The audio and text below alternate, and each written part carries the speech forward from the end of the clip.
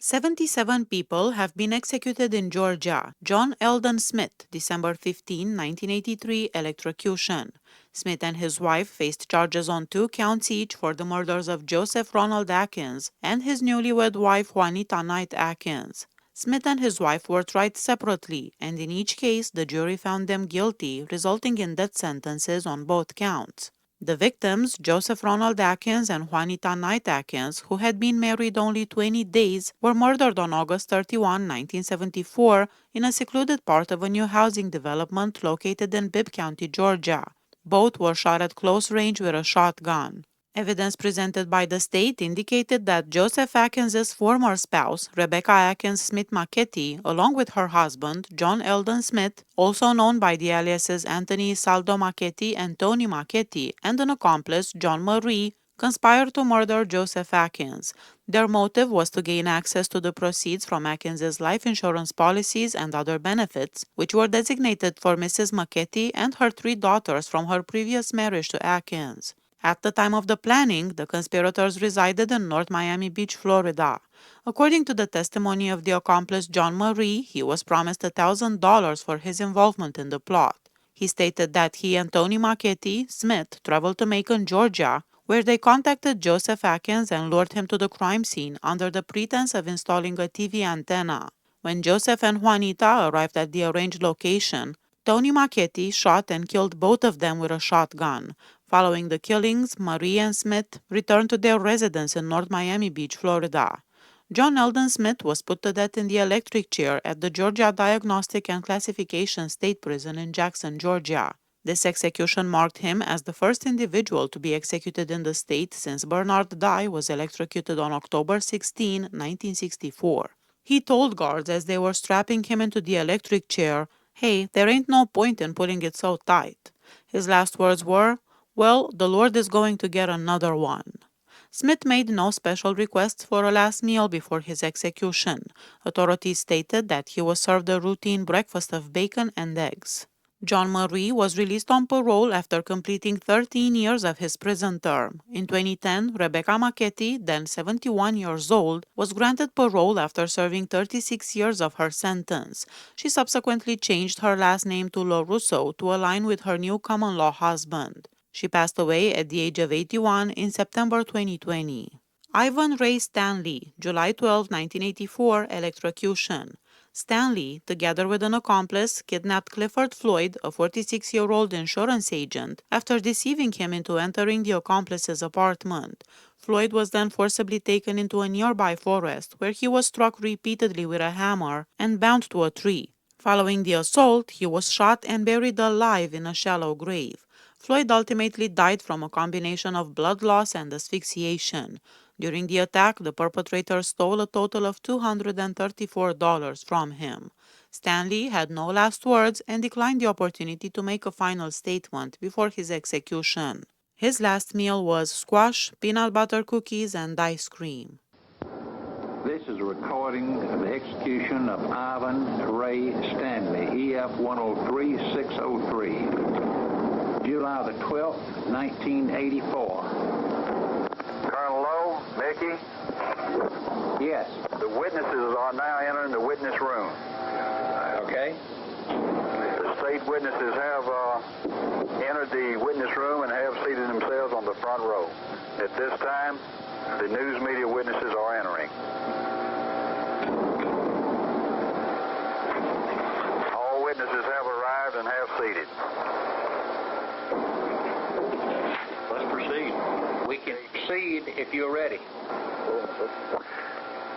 Colonel Lowe, Mickey, the warden has entered the execution chamber at this time, approaching the microphone, and is in the process of briefing all witnesses to remain quiet and to avoid any unnecessary movement. He is also advising them that medical assistance is available if needed.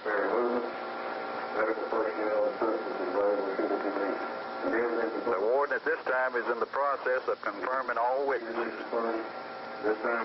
All witnesses have been confirmed. The warden is in the process of advising all witnesses that we will now proceed with the court-ordered execution of Ivan Stanley.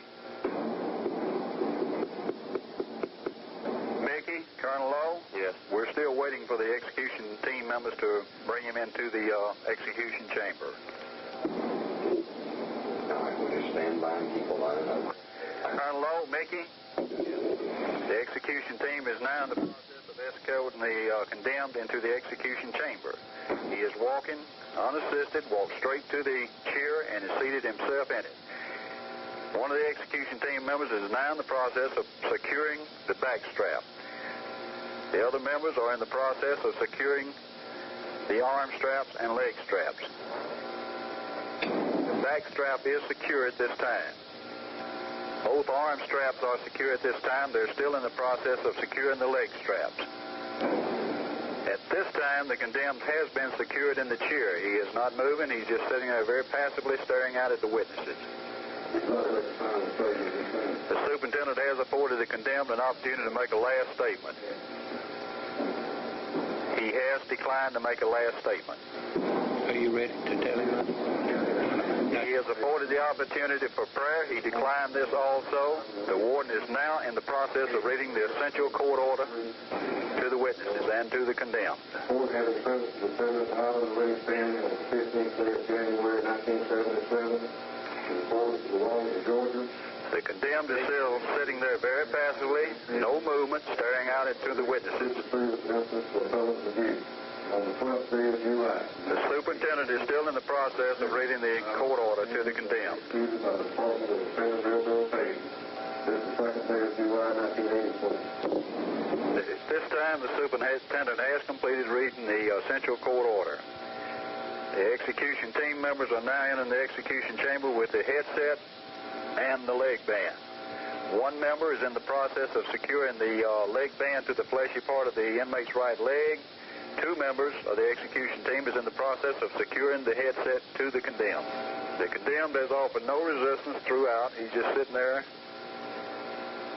very passively, not moving. The leg band has been secured to the condemned's right leg, and also the headset has been secured to his head. Perspiration is now being wiped from the forehead of the condemned, and he is secure and ready for execution with the exception of the hood being placed over his head and the wires being attached to the leg band and to the headset. The electrician now has entered the execution chamber and is in the process of securing the wire to the headset. They're moving very well. It's a good time to do it right now. Marable? Yes, sir. Stand still. Mickey, put William Hill on. Hello? William? Okay, Attorney General's here. Okay. Hill, this is Mike. Yeah. Have you got any reason why the execution shouldn't be carried out? No, I don't. Thank you. All right. Colonel Lowe, Yes. Mickey, the wires have been attached and secured to the headset and to the leg band. The perspiration has been wiped again from the condemned's forehead, and the hood is being placed on at this time.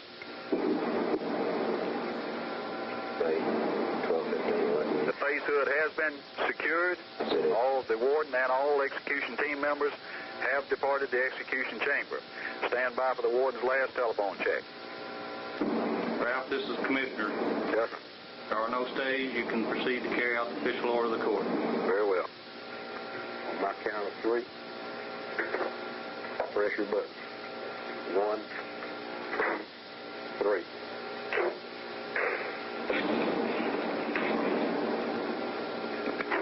Colonel Lowe, Yes. Mickey, the execution is now in progress. When it first surge entered his body, he stiffened, and I heard a pop as if one of the straps broke, but I can't tell from this vantage point. He is still at this time sitting there with clenched fists with no other movement. He's slowly relaxing at this time.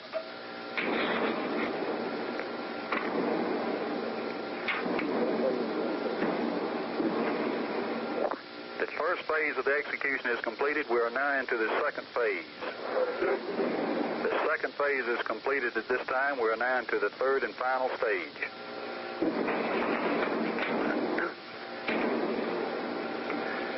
From my vantage point, it seems that the inmate has relaxed somewhat. His fists are still clenched, but there's no movement from the condemned. There's still no movement from the individual. He's still just sitting there. is the third phase completed. We're still into the third phase. Third phase and the execution is completed. We're now into the 5 minutes elapsed time. It appeared when the execution was completed and the power was off, he relaxed somewhat more than he was. It was pretty visible that he relaxed even more than what it seemed before. Any reaction from the witnesses?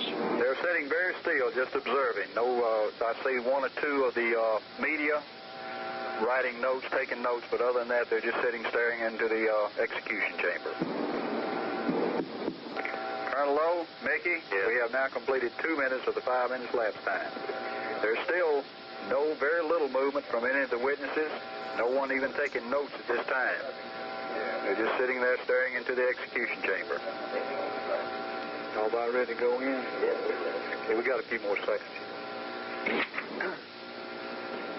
Colonel Lowe, Mickey, we have now completed 5 minutes lapse time. Stand by for the doctors are now preparing to enter the execution chambers to check for life signs.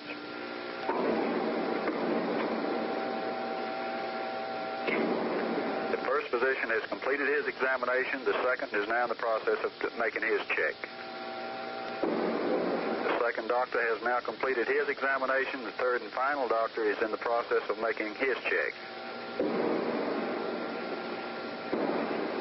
The examination is completed. Stand by for the superintendent's time of death and confirmation of death. Approximately 12:24, July 12, 1984. Full order execution of Highland Bay Standard was carried. The superintendent has advised all witnesses that death did occur at 12:24, this date. He has instructed all witnesses to depart the witness room and to be transported back to the front of the institution. Curtains are drawn at this time. Colonel Lowe, Mickey? Yes. That completes it. Marable, see if you can find what that snap pop that you were talking about a while ago. I think it was just the electricity arc. I don't think any strap broke anything. He just jerked real hard and caused the electricity to arc. Okay. The electrician is now in the process of taking the wire from the headset. They have removed the hood, the face hood, and are in the process now of taking or removing the headset. The headset has been removed. The electrician is now in the process of removing the electrical wire from the leg band. The electrical wire has been removed from the condemned's right leg. He is being removed from the electric chair at this time and being placed on the stretcher. He is being removed from the execution chamber this time, and the execution team members are taking him to the autopsy room. That's all I can see, Colonel Lowe. Is the warden available? Just a minute. Healer? You and your staff did an excellent job. We appreciate it very much. Okay, we had a little bit of a scare. I don't know if they related it to you or not, that the popping sound. Yeah. We were thinking that what happened because he sat there for that 3 minutes, that the water and the sponge on his leg ran out. Right.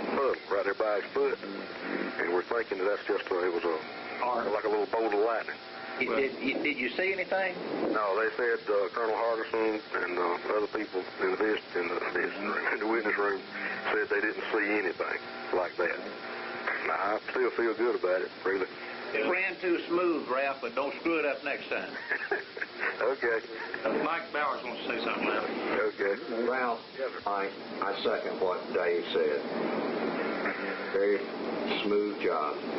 Okay. We appreciate it. Just get us another one. Marable? Here he is. Yes, sir, Colonel. Colonel Lowe?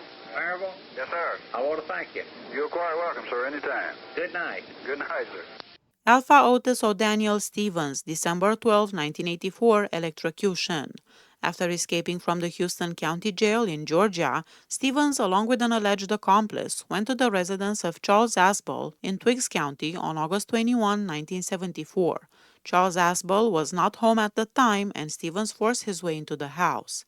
Inside, he discovered a Magnum pistol, which he loaded, along with several other firearms, all of which he placed into a 1972 Dodge vehicle. While the burglary was underway, Roy Asbel, Charles Asbel's father, arrived in his Ford Ranchero. According to Stevens' later statement to authorities, Asbel confronted him, saying, "What are you doing in my house?"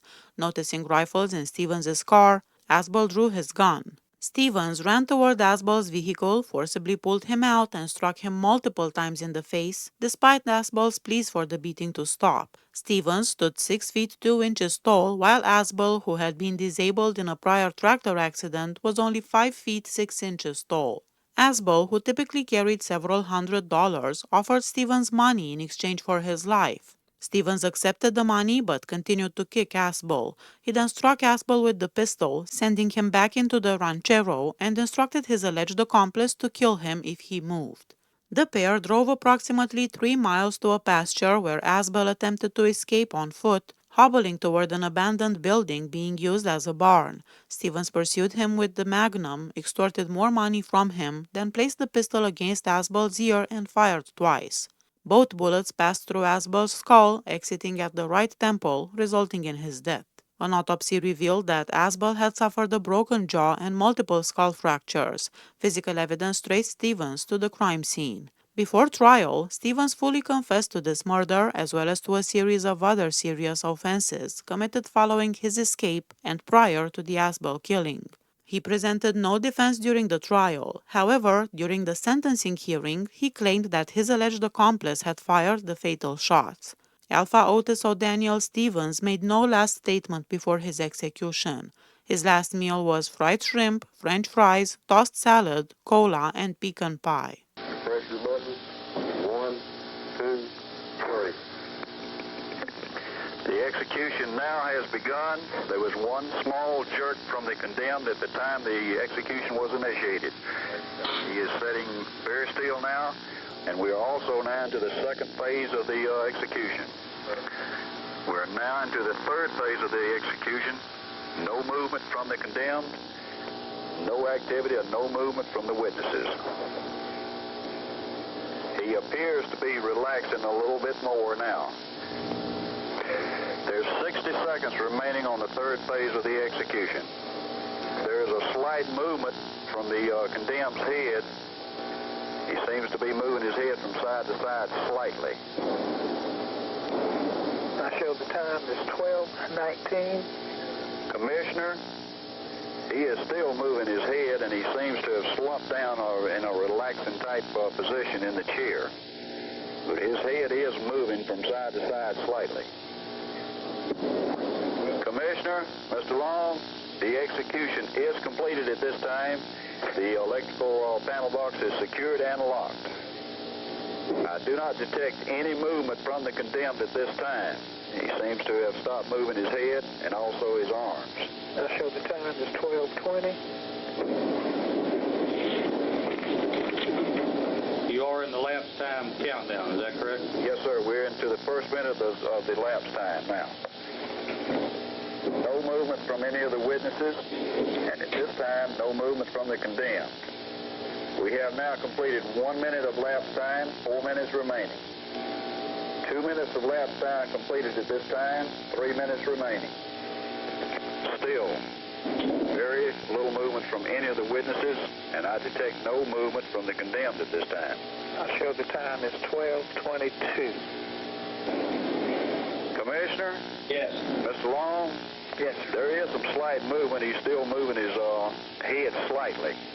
The only thing we can do is continue until the physicians can check him after the lapse time has expired. Don't vary from your checklist. Okay.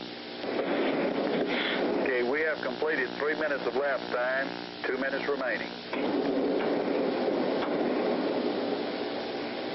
Commissioner, Mr. Long?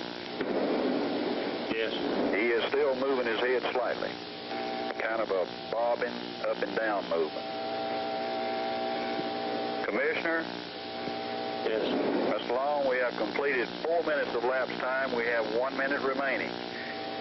And from my vantage point, I do detect, or it seems to be, that he is breathing. Commissioner? Commissioner, Mr. Long, we have completed the 5 minutes lapse time. Stand by for the physician's check. Commissioner, Yes. it appears the doctors agree with me that he's still breathing. You want us to check him and then go through it again, or just go ahead and go through it again? Check him and then go through him again. Definitely check him. Don't vary from the checklist. All right. Have them check him. Okay.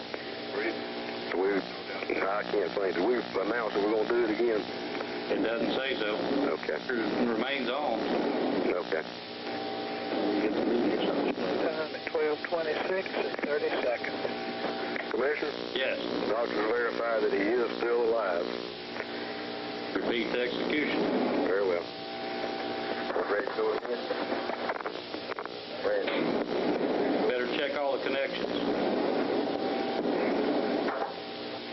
Well, Yes, sir.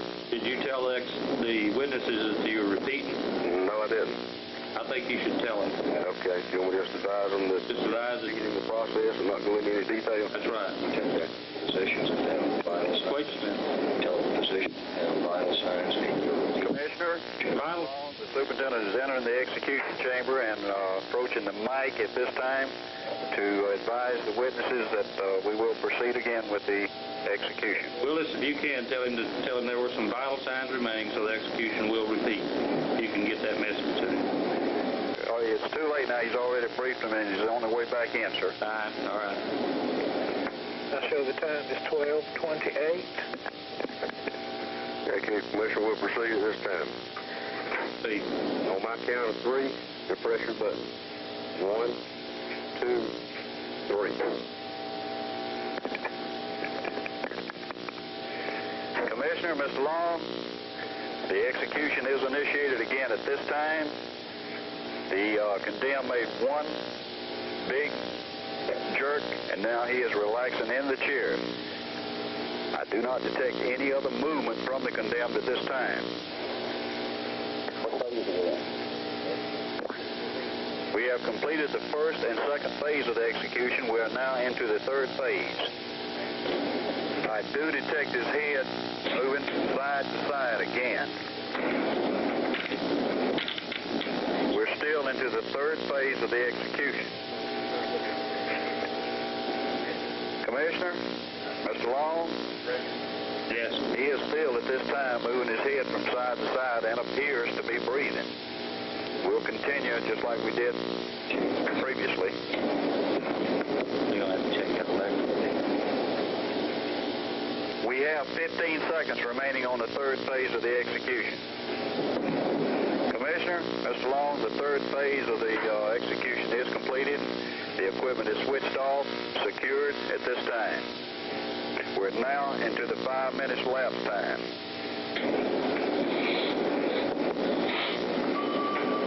What is the status on condemned? Sir, he appears to be breathing to me. You're going to have them check those sponges and check their connections. There's something they don't have connected right, Willis, or that. Yes, sir. You want us to go ahead and complete this whole thing and then, Yeah, complete your phase, and then you're going to have to make your check. okay, sir. Commissioner, Mr. Long, we have completed 1 minute of lapse time. We have 4 minutes remaining. I might also advise at this time that I do not detect any movement from him at this time. He appears to have stopped moving. Still no movement from any of the witnesses. They were just sitting very still, observing the condemned in the chair. Show the time at 12:32. We have now completed 2 minutes of phase time, lapse time. We have 3 minutes remaining. Might also add that I do not detect any movement from the condemned. Commissioner, Mr. Long, we have now completed 3 minutes lapse time. We have 2 minutes remaining. There is still no movement from the condemned.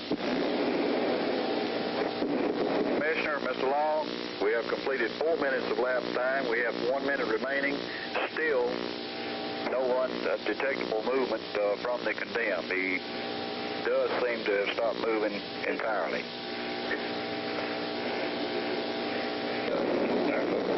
Commissioner, Mr. Long, we have completed our 5 minutes lapse time. Stand by for the physician's check. At At this time, the superintendent and the two physicians are entering the execution chambers for their check. The first doctor is now in the process of making his check for vital signs. Show the time at 12:36. I show the time is 12:37. The second doctor is still in the process of conducting his check for vital signs. 12:37. The superintendent is at this time, Commissioner, Mr. Long, is in the process of briefing the witnesses that at 12:37 hours, this date, the condemned was pronounced dead. He has instructed all witnesses to depart the witness room. Back to the front of the institution. At this time, the curtains are drawn. Roosevelt Green Jr., January 9, 1985, electrocution. During a convenience store robbery, Green abducted the 18-year-old clerk Teresa Allen, took $466 from the cash register, and fled the scene with both the stolen money and Allen in her own vehicle. He subsequently essayed Allen, fatally shot her, and left her body on a remote dirt road. I didn't kill her. The evidence shows that I was not there when the girl was killed. The evidence shows that I didn't know that the girl was killed. So therefore, there wasn't any intent or no action on my part. Therefore, I'm not guilty of murder. His last words were, "I would like to say tonight that God is with me, and I hope that God is with all of you tonight. What you people is about to witness is a grave injustice. I am about to die for a murder that I did not commit, that someone else committed. I have nothing against anyone. I love the Lord, and I hope you love him too. I hope he takes me into his kingdom, and goodbye, Mother." He did not request a special last meal and declined to eat the regular prison dinner of turkey pot pie. Van Roosevelt Solomon, February 20, 1985, electrocution. Brandon Astor Jones and Van Roosevelt Solomon were apprehended at a store in Cobb County by a police officer who had escorted a stranded driver there to use a payphone at approximately 1:45 a.m. on June 17, 1979. The officer, aware that the store typically closed at midnight, became suspicious upon noticing a vehicle parked outside with its driver's door open and the store lights still illuminated. Inside the store, the officer observed Jones. Upon hearing 4 gunshots, he entered, drawing his weapon for safety. He discovered Jones and Solomon near the entrance to a storeroom and immediately took them into custody. Within that storeroom, the body of the victim, Roger Dennis Tackett, was found. Subsequent tests revealed that both men had either recently discharged a firearm or had handled one that had been recently fired. Additionally, the store's cash drawer had been removed and was later recovered, wrapped in a plastic bag. Both Jones and Solomon were sentenced to death. After being strapped into the electric chair, Solomon said, "I would like to give my blessings to all the people who tried to save my life." A former Baptist minister, he then prayed quietly with the prison chaplain. Solomon's final meal consisted of fruit and chocolate ice cream. John Young, March 20, 1985, electrocution. On the evening of December 7, 1974, 6 elderly individuals were brutally attacked in their homes within the city of Macon, Bibb County, Georgia. Each suffered severe beatings, being kicked and stomped during the assault.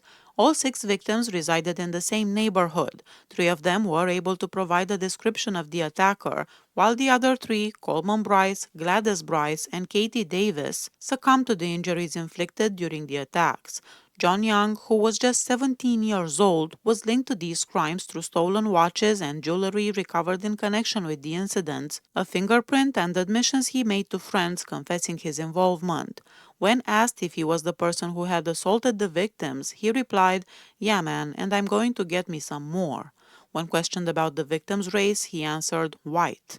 When asked why he targeted them, Young responded, "I don't know. The only thing that I'm sorry about is that they caught me before I got through." Prior to trial, Young entered a special plea of insanity. On June 30, 1975, a jury returned a verdict rejecting this plea. The court subsequently granted a retrial on the matter, and on October 21, 1975, a second jury again ruled against the insanity plea. In his final statement, Young protested the treatment of Black Americans. In a barely audible voice, he told the 12 execution witnesses, "Being born black in America was against me. You all cry out that America was built on Christianity. I say it was built on slavery." Young refused the special final meal. Jerome Bowden, June 24, 1986, electrocution. For several days, neither Mrs. Catherine Stryker nor her mother had responded to knocks at the door or telephone calls. Their absence of contact worried the neighbors, who eventually called the police. When Deputy Sheriff Samuel Prophet entered the residence on October 14, 1976, he immediately noticed that the rooms had been thoroughly ransacked. As he moved through the house, he heard the faint sound of labored breathing. Following the noise, Prophet discovered Mrs. Wessie Jenkins, Mrs. Stryker's mother, lying on a bed surrounded by dried blood but still alive. Continuing his search, Sheriff Prophet found the lifeless body of Catherine Stryker in the kitchen. Her skull had been savagely crushed to the point where her face was no longer recognizable, and a butcher knife had been driven deeply into her chest. The autopsy showed that the base of her skull was fractured with tremendous force, an injury similar to what is seen in severe car or airplane crashes. There was also a gaping wound behind one ear through which the doctor could actually see the brain tissue. Since the knife wound produced no bleeding, the medical examiner concluded that she had already been dead when she was stabbed. The estimated time of death was 3 to 4 days before discovery. Her fatal injuries had been inflicted by a heavy, blunt object. Mrs. Jenkins, who had previously suffered a stroke in September that left her partially paralyzed and confined to bed, was found gravely injured and transported to the hospital. There, she fell into unconsciousness and passed away several weeks later. Upon admission, doctors noted that she had sustained numerous wounds. On October 15, 1976, after learning that the authorities were searching for him, Bowden voluntarily surrendered himself to law enforcement. His last words included thanks to prison staff, and his last meal was a breakfast of eggs, pineapple juice, coffee, and toast. Thing you'd like to add to your final statement?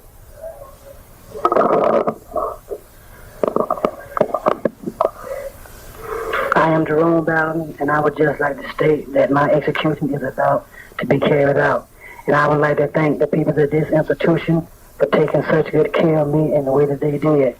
And I hope that by my execution being carried out, that it may bring some light to this thing that it is wrong. And I would like to have a final prayer with Chaplain Lavelle, if that is possible. Thank you very much. Bowden, who was described as intellectually disabled, was executed by the state of Georgia in the electric chair. Following public outcry, Georgia prohibited the execution of individuals with intellectual disabilities in 1988. Joseph Holcomb Mulligan, May 15, 1987, electrocution. As part of a calculated plan to cash in on an insurance policy, Joseph Mulligan murdered his sister's estranged husband, 30-year-old Captain Patrick Doe, along with Doe's 25-year-old girlfriend, Marian Miller, as the two were on their way to attend a party. At the time of his death, Patrick Doe was serving as a captain in the United States Army. The autopsy on Captain Doe revealed that the bullet entered through the left eye, passed through the brain, and exited out the right temple, killing him instantly. The autopsy on Miss Miller showed she had sustained 4 gunshot wounds, one to the left forearm, one to the left shoulder, another to the right upper arm, and a fatal shot to the back of the skull, with the exit wound emerging from her right eye. In both victims, the cause of death was determined to be massive brain laceration and hemorrhage, resulting in cerebral trauma. Captain Doe had recently filed for divorce from Mulligan's sister, and on the day of the murders, he had informed Mulligan that the divorce would soon be finalized. Joseph Holcomb Mulligan did not have a final meal on his last day, choosing instead to stick with the regular prison food. In his last statement, he maintained his innocence and made a long and rambling speech. In the portions audible to reporters, he said, "This has nothing to do with right or wrong. I am innocent. You are killing an innocent man. I have tried to tell you over and over. I am not going to be around to stand up for myself, but I hope somebody else stands up, and I hope you know that Georgia's death penalty law is wrong. It's wrong."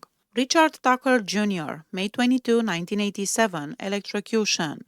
Tucker was found guilty of the 1978 murder of 50-year-old Edna Sandifer, a resident of Albany who had traveled to Macon to visit her sick mother in the hospital. As she was leaving the hospital, Tucker abducted her and forced her to drive to a remote location where he essayed her. After that, he bludgeoned her to death with an iron pipe. At the time of the killing, Tucker had only been out of prison for 6 months, having recently completed a 14-year sentence for the stabbing death of his aunt. During his trial, the jury heard a taped confession in which Tucker admitted that he had been drinking alcohol and smoking Mary Jane prior to the murder of Mrs. Sandifer. Tucker had the last meal of fried shrimp, coleslaw, and hush puppies. He didn't have any last words. William Boyd Tucker, May 29, 1987, electrocution. After spending much of August 20, 1977, drinking heavily throughout the day and evening and smoking several Mary Jane joints, Richard Tucker Jr. went to a Magic Market convenience store around 11 p.m. There, he consumed 2 more beers and played pinball for a while. After lingering at the store for approximately 45 minutes, Tucker suddenly moved behind the clerk, Kathleen Perry, the store's operator and only employee present, and pressed his finger into her back, pretending to have a weapon. Terrified, Kathleen began placing money from the register into a paper bag. Tucker then forced her into his red Volkswagen and drove to Pierce Chapel Road, a secluded area. Once there, he stabbed Kathleen Perry 4 times, killing her. Meanwhile, 3 individuals driving along Pierce Chapel Road noticed a red Volkswagen parked in the roadway with its lights on. They saw Tucker inside the vehicle and also spotted a woman's shoe lying on the road beside it. Feeling uneasy, they decided to turn around and check what was happening. As they did, the Volkswagen passed them, heading away from the scene. When the witnesses reached the spot where the car had been parked, they found a vest bearing a Magic Market logo. Moments later, they discovered Kathleen Perry's body lying face down in a ditch, roughly 10 feet from the road. The group quickly left to alert the police, then returned to wait for law enforcement's arrival. Not long after officers arrived at the crime scene, Tucker returned driving the same red Volkswagen. The witnesses immediately identified both him and the car, leading police to arrest Tucker on the spot. Following his arrest, Tucker made an incriminating statement, admitting to the robbery by intimidation and the kidnapping. He told police that he could not remember exactly what happened after Kathleen exited the car, but he recalled seeing a knife with long brown handles and a lot of blood. During his trial, Tucker again confessed to the robbery and kidnapping, but claimed that he had no recollection of the stabbing or the murder itself. Tucker's last words were "God bless you all," and his final meal was a deluxe hamburger, French fries, a Pepsi, and ice cream. William Billy Mitchell, September 2, 1987, electrocution. At approximately 7 a.m. on Sunday, August 11, 1974, Mrs. James Carr and her 14-year-old son, Christopher Carr, opened IGA store number 13, a small convenience grocery in Worth County, Georgia. Roughly 15 minutes later, William Billy Mitchell entered the store. After wandering casually near the drink cooler for a short while, he approached the checkout counter, where Mrs. Carr and her son were standing. Suddenly, Mitchell pulled out a pistol, aimed it directly at Mrs. Carr, who stood less than 3 feet away, and demanded all the money. Terrified, Mrs. Carr handed over $150 from the cash register. Mitchell then demanded any personal cash she might have, so she gave him $15 from her purse. He also took some money from Christopher. When he had the cash, Mitchell ordered them go to the back of the store. With the gun pointed at them, Mrs. Carr and her son walked toward the rear through the meat room until they reached the door to the cooler.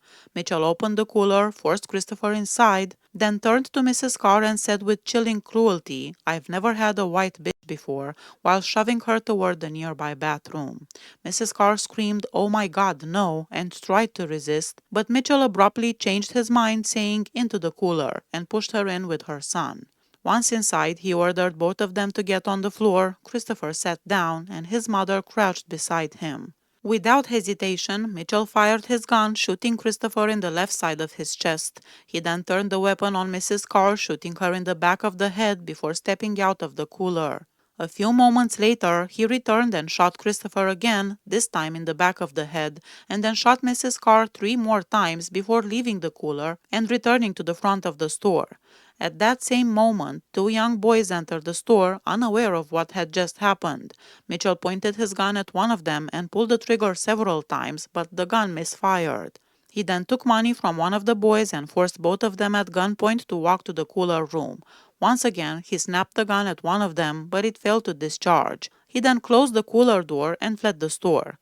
Miraculously, Mrs. Carr survived her gunshot wounds and later testified against William Billy Mitchell at his trial, providing the crucial eyewitness account that secured his conviction.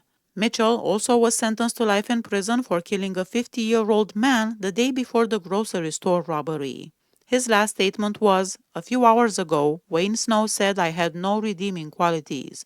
The only thing I've got to say to Wayne Snow is kiss my ass. Bye."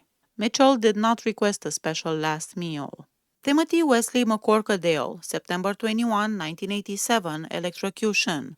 McCorkadale, along with several friends, accused Donna Dixon, a 17-year-old runaway, of stealing money from him and handing it over to a black pimp with whom he believed she was romantically involved. Overcome with anger and jealousy, McCorkadale hurled a series of racist insults and made Lloyd unwanted advances toward Dixon as he and his accomplices abducted her from a nightclub. They took Dixon to McCorkadale's apartment, where the ordeal turned into a scene of unimaginable brutality. She was tied up, savagely beaten, and repeatedly essayed. The man subjected her to sadistic torture, cutting her breasts with razor blades, burning her with cigarette butts and hot candle wax, and assaulting her with a bottle. The torment came to an end only when McCorkadale broke both her arms and legs, then strangled her to death using a clothesline. While serving his sentence on death row, McCorkadale escaped from prison alongside 3 other inmates, one of whom was Troy Gregg, known for his involvement in the landmark 1976 Furman v. Gregg case, which reinstated the death penalty in the U.S. The fugitives eventually sought refuge at a biker bar, where tensions erupted into a violent confrontation. During the fight, McCorkadale, assisted by a member of the Outlaws motorcycle gang, beat Gregg to death.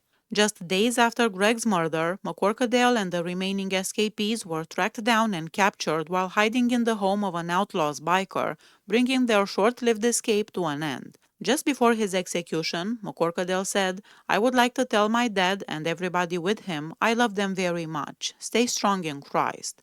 He also gave a thumbs up to his father and other witnesses in the viewing gallery.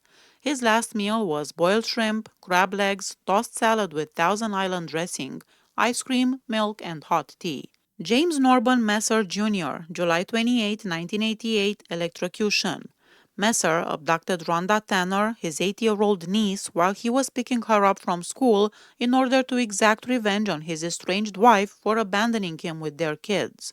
In a forest, he killed Tanner with a knife after essaying and severely beating her. There is no record of James Norban Messer having a special last meal request before his execution. For his last words, no statement was reported by the media at the time, possibly because he did not make one. Henry Willis III, May 18, 1989, electrocution. Willis, along with 2 accomplices, carried out an armed robbery at a convenience food store in Adel, Georgia. After the crime, the police were notified and a radio alert was issued to be on the lookout for the suspects. Ed Giddens, the chief of police of Ray City, Georgia, located about 15 miles east of Adel, spotted the vehicle in which the 3 men were traveling and stopped the car. Before approaching, he reported the car's description and license plate number via radio. When Giddens attempted to arrest the man, he was overpowered, disarmed, and forcibly abducted. The suspects then transported him to a remote location near Banks Lake in Lanier County. During the ordeal, Giddens tried to escape, running into shallow waters, but one of Willis's companions shot him. Following this, Willis entered the water, shooting Giddens in the head multiple times. At trial, Willis testified and admitted his role in the robbery, the abduction of Ed Giddens, and that he waded into the water and shot Giddens. He claimed that he believed Giddens was already dead when he fired the fatal shots.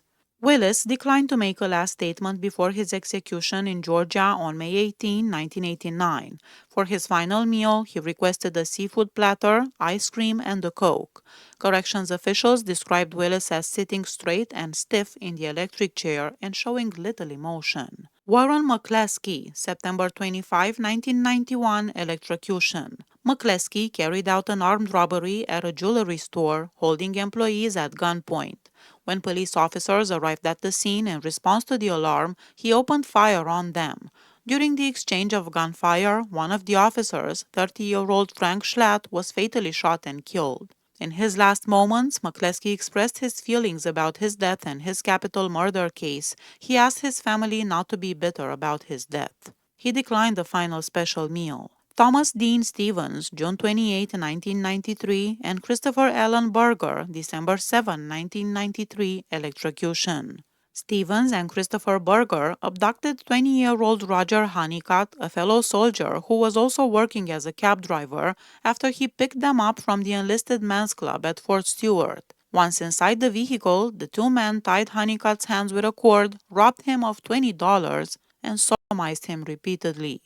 After the assault, Stevens and Berger forced Honeycutt into the trunk of his own cab. They then drove the vehicle to a nearby pond, bailed out, and allowed the cab to roll into the water. Trapped inside the locked trunk, Roger Honeycutt drowned as the car sank beneath the surface. Stevens declined to make a last statement before his execution on June 28, 1993. He did not request a special last meal either, instead choosing to eat the regular prison meal, which was spaghetti with meat sauce, green beans, rolls, peach cobbler, and iced tea. Christopher Berger's last words, delivered from the electric chair, were a simple apology. For his last meal, he requested only water and unleavened bread. His execution was controversial because he was a juvenile at the time of the crime. The U.S. Supreme Court later banned the execution of juvenile offenders in its 2005 Roper v. Simmons decision. William Henry Hance, March 31, 1994, electrocution. Hance, a former Marine who later enlisted in the Army, was responsible for the abduction and murder of at least 3 women: 32-year-old Irene Thurkield, 24-year-old Karen Hickman, and 21-year-old Gail Jackson. Thurkield and Jackson were black sex workers, while Hickman was a white Marine servicewoman stationed at the same military base as Hance. Each of the victims was essayed and brutally beaten to death with jack handles and tire irons. In a misguided effort to mislead investigators and stir media attention, Hance devised an elaborate hoax centered around a fictitious race war, claiming that the murders were part of a series of retaliatory killings between white vigilantes and black counter-vigilantes. Additionally, Hance was considered a suspect in the murder of another woman in Indiana, although he was never formally charged in that case. In a 7-minute statement before his execution, Hance addressed witnesses asking, "Why are you executing an innocent man? Why? He did not request a final special meal. Nicholas Lee Ingram, April 7, 1995, electrocution. Ingram broke into the home of 55-year-old J.C. Sawyer and his wife Mary Sawyer, where he held the couple at gunpoint and demanded $60 in cash and their car keys. After robbing them, he tied both J.C. and Mary to a tree and shot them, killing J.C. instantly while Mary survived the attack. Following the shooting, Ingram stole the Sawyers' car and fled the state. He eventually made his way to California, where he committed another carjacking while on the run. From there, he fled to Nebraska, but he was arrested for driving under the influence. After his detention, authorities discovered his identity, and he was extradited back to Georgia to face trial for murder and armed robbery. Because Ingram was a British national, his execution in Georgia provoked widespread outrage in the UK, where both the public and several government officials condemned the decision to carry out the death sentence despite appeals for clemency. Ingram did not make a final statement or request a special last meal. When asked by the warden if he had any final words, Ingram refused to speak and instead spat at the warden. Although he declined the final meal, Ingram did eat some crackers and chips purchased from a prison vending machine by relatives. Darrell Jean Devier, May 17, 1995, electrocution. Mary Stoner, 12, was walking home from school when Devier lured her into his vehicle. He attempted to choke her during their struggle. He essayed her in a forest and used a rock to crush Stoner's head. Devier was charged with essaying a 13-year-old girl months before this murder, but the charges were dropped due to insufficient evidence. Devier made no last statement before his execution, but he did accept a prayer saying, "I'll take all I can get when it comes to that." For his last meal, he had 2 bacon, lettuce, and tomato sandwiches with 2 cartons of milk. Larry Grant Lonchar, November 14, 1996, electrocution. During an argument stemming from unpaid gambling debts, Lonchar confronted his bookkeeper, 54-year-old Wayne Smith, at Smith's condominium, posing as an FBI agent to gain access. Once inside, the situation escalated violently. Lonchar restrained Wayne and his 24-year-old son Stephen using handcuffs before shooting and stabbing both men to death. In the midst of the attack, Wayne's girlfriend, 45-year-old Margaret Sweat, managed to call 911 for help. However, before assistance could arrive, Lonchar turned on her, shooting and stabbing her to death while she was still on the phone with the emergency dispatcher. Another one of Wayne's sons, who was also assaulted during the rampage, survived the attack, though he sustained serious injuries. While being strapped into the electric chair, Lonchar's last words were, "Father, forgive them, for they know not what they do." He did not request a special last meal. The case gained attention due to Lonchar's changing views on his execution and an offer to donate a kidney to a detective involved in his case, which the state denied. Ellis Wayne Felker, November 15, 1996 electrocution. Felker became a prime suspect in the 1981 disappearance of Georgia resident Evelyn Joy Ludlam. Authorities placed him under constant police surveillance for 2 weeks, and during that period, Ludlam's body was discovered in a creek. She had been essayed, stabbed, and murdered. Felker already had a previous conviction for aggravated sodomy, for which he had served 12 years in prison. The autopsy, performed by a non-qualified technician, initially concluded that Ludlam had been dead for approximately 5 days when her body was found. This timeline would have excluded Felker as the perpetrator since he had been under surveillance during that time.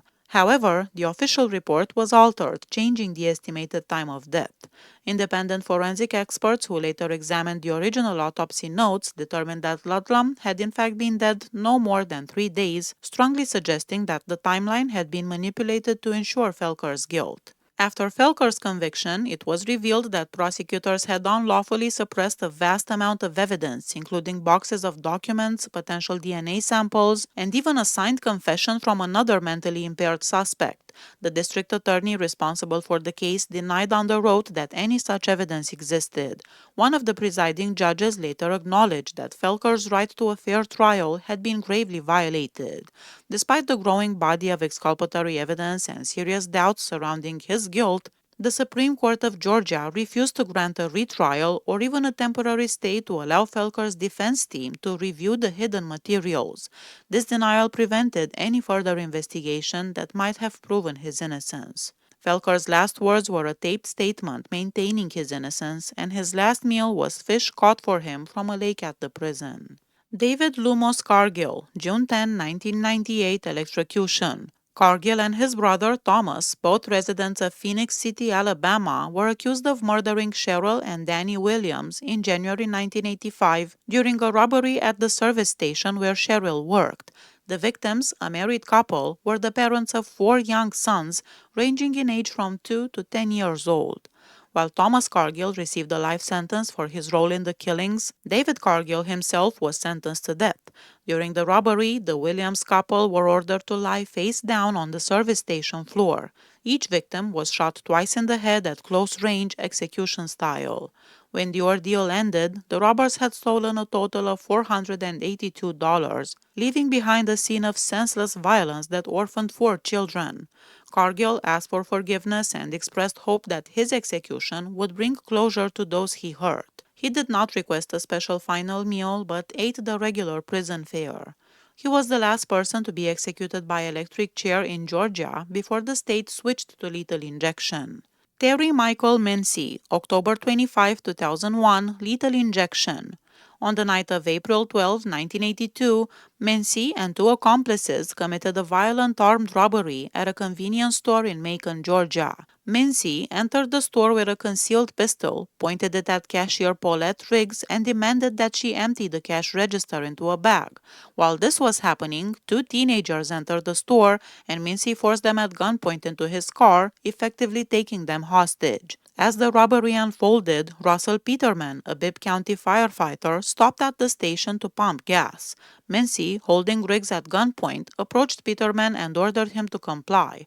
When the man hesitated, Mincy shot him in the chest. As Peterman lay conscious but wounded, Mincy fired a second shot point blank into his head, believing he had killed him. At that moment, the two teenagers escaped into a nearby field. In the confusion, Riggs tried to flee, but Mincy shot her in the back, causing her to fall near a dumpster. He then walked over to her and shot her in the head, executing her at close range. As the group drove away, one of Mincy's accomplices asked if the victims were dead. Mincy replied coldly, "Yes, they're dead. I know they're dead. I shot both of them." Paulette Riggs succumbed to her injuries while Russell Peterman miraculously survived, though with severe and lasting wounds. Mincy's two accomplices were sentenced to life in prison, while Mincy received the death penalty for the murder of Paulette Riggs and the attempted murder of Peterman. Mincy declined to make a lengthy final statement, saying only, "I just want to say to all the people who stood by me, I appreciate it. That's it." His last meal was fried shrimp, a baked potato, a pint of chocolate ice cream, 2 cans of soda. Jose Martinez High, November 6, 2001, lethal injection. On the night of July 26, 1976, Henry Lee Phillips was running an Amoco service station near Crawfordsville, Georgia, assisted by his 11-year-old stepson, Bonnie Bullock. Sometime that evening, a car carrying 3 men, Judson Ruffin, Nathan Brown, and Jose High, pulled into the station. High exited the vehicle, aimed a pistol directly at Henry's face, and demanded money, while Ruffin stood nearby holding a sawed-off shotgun. After emptying the cash register, Henry told the robbers that there was no additional money. In response, the men forced him into the trunk of their car, while young Bonnie was made to sit in the passenger compartment.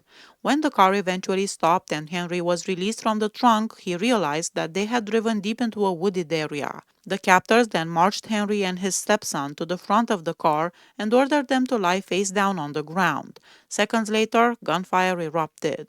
When Henry regained consciousness, he discovered that Bonnie was dead, having been shot in the head.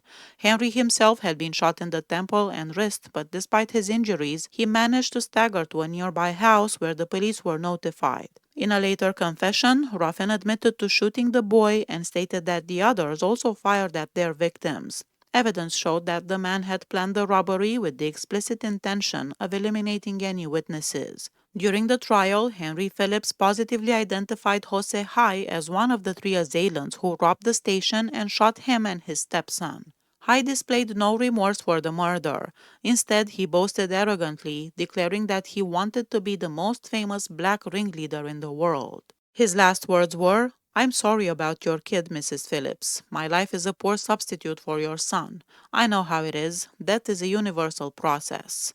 His last meal was 3 cheeseburgers, 2 fried chicken breasts, 1 large order of French fries, 2 slices of white bread, and 2 soft drinks. Fred Marion Gilrath Jr., November 15, 2001, lethal injection. He was found guilty of the 1979 murders of his wife, Linda, and her father, Gerrit Van Leuven.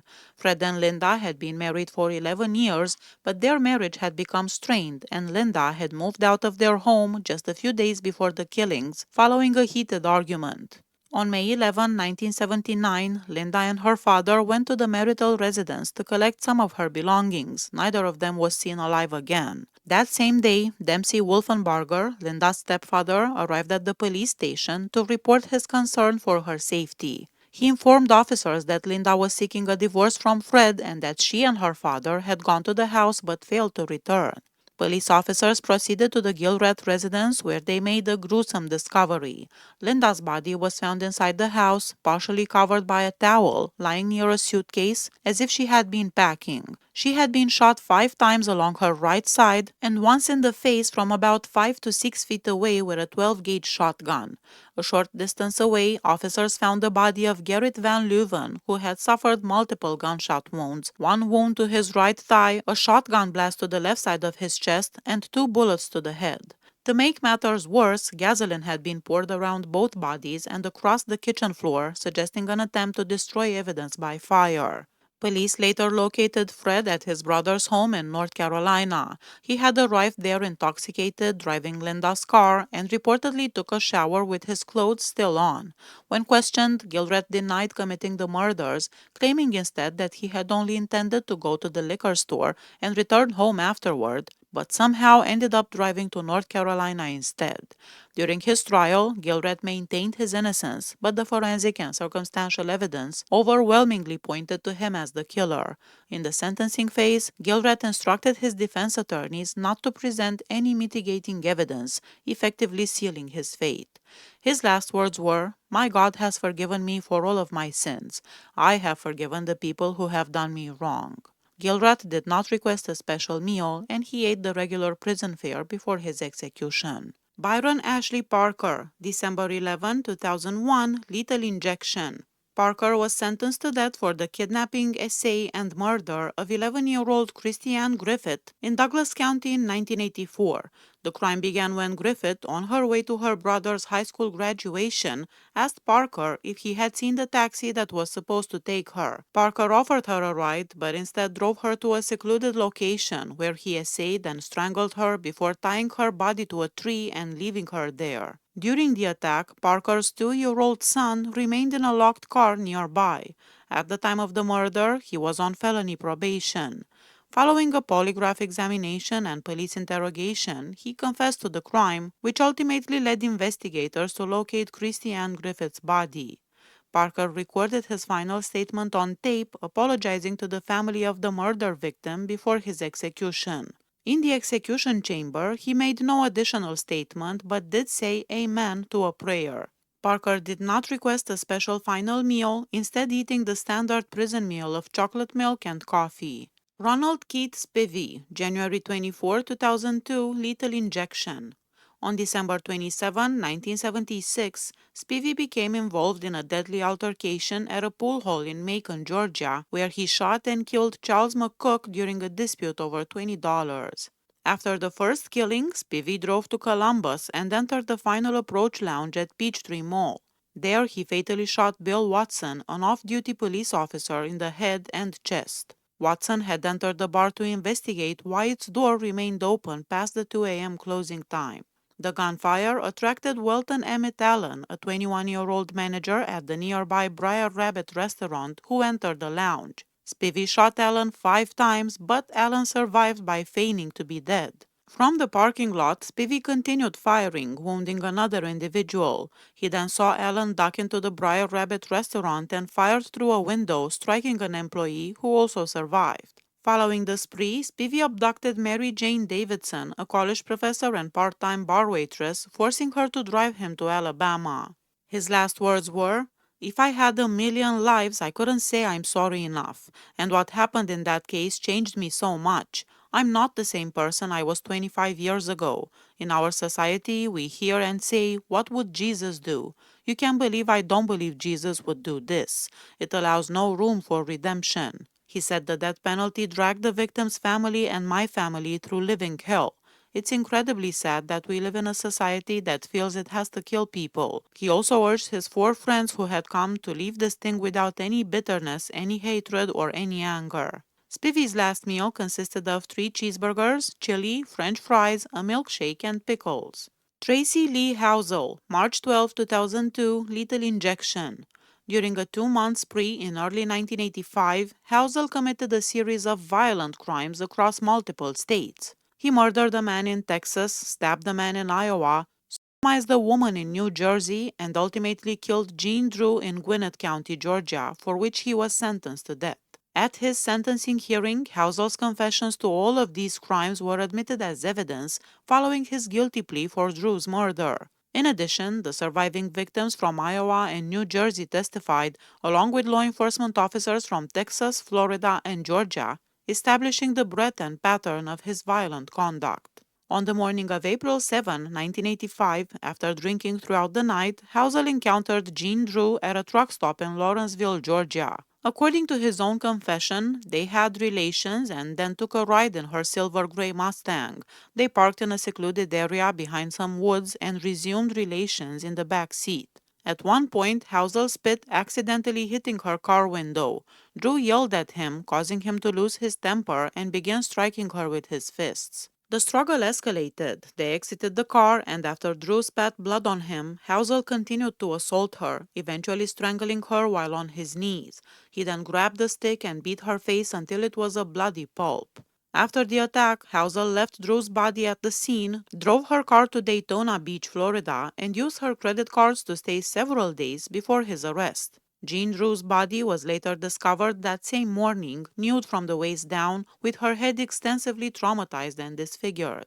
Housel's last meal was steak, baked potato, corn, ice cream, and chocolate milkshake. When he was given the opportunity to say his final words, Housel smiled and winked at the warden and recited verses from the Old and New Testaments read by the chaplain, the 23rd Psalm and 2 Corinthians chapter 5 verse 17. The old is gone and the new has come. He also apologized to the family of Jean Drew. Wallace Marvin Fugate III, August 16, 2002, lethal injection. Fugate forcibly entered the home of his ex-wife Patty and waited for her to return. When she arrived, a violent confrontation ensued. Fugate forced her outside at gunpoint, pistol-whipped her, and then shot her in the forehead in front of their 15-year-old son Mark. At trial, Mark testified to witnessing the murder, describing how his father grabbed his mother by the hair and shot her. Despite initially telling police in a written statement that he had not seen the shooting, Mark's courtroom testimony directly contradicted that account. The jury deliberated less than an hour before returning a guilty verdict sentencing Fugate to death. He admitted to firing the gun, but claimed that during a struggle in a van outside the home, the shooting was accidental. Fugate was given the same meal, spaghetti, salad, and a roll as the rest of the inmates after being served sirloin steak, lobster, baked potato, and butterscotch ice cream. He made a final statement before his execution, calling the U.S. criminal justice system corrupt, thanking his lawyers, and saying he loved his son.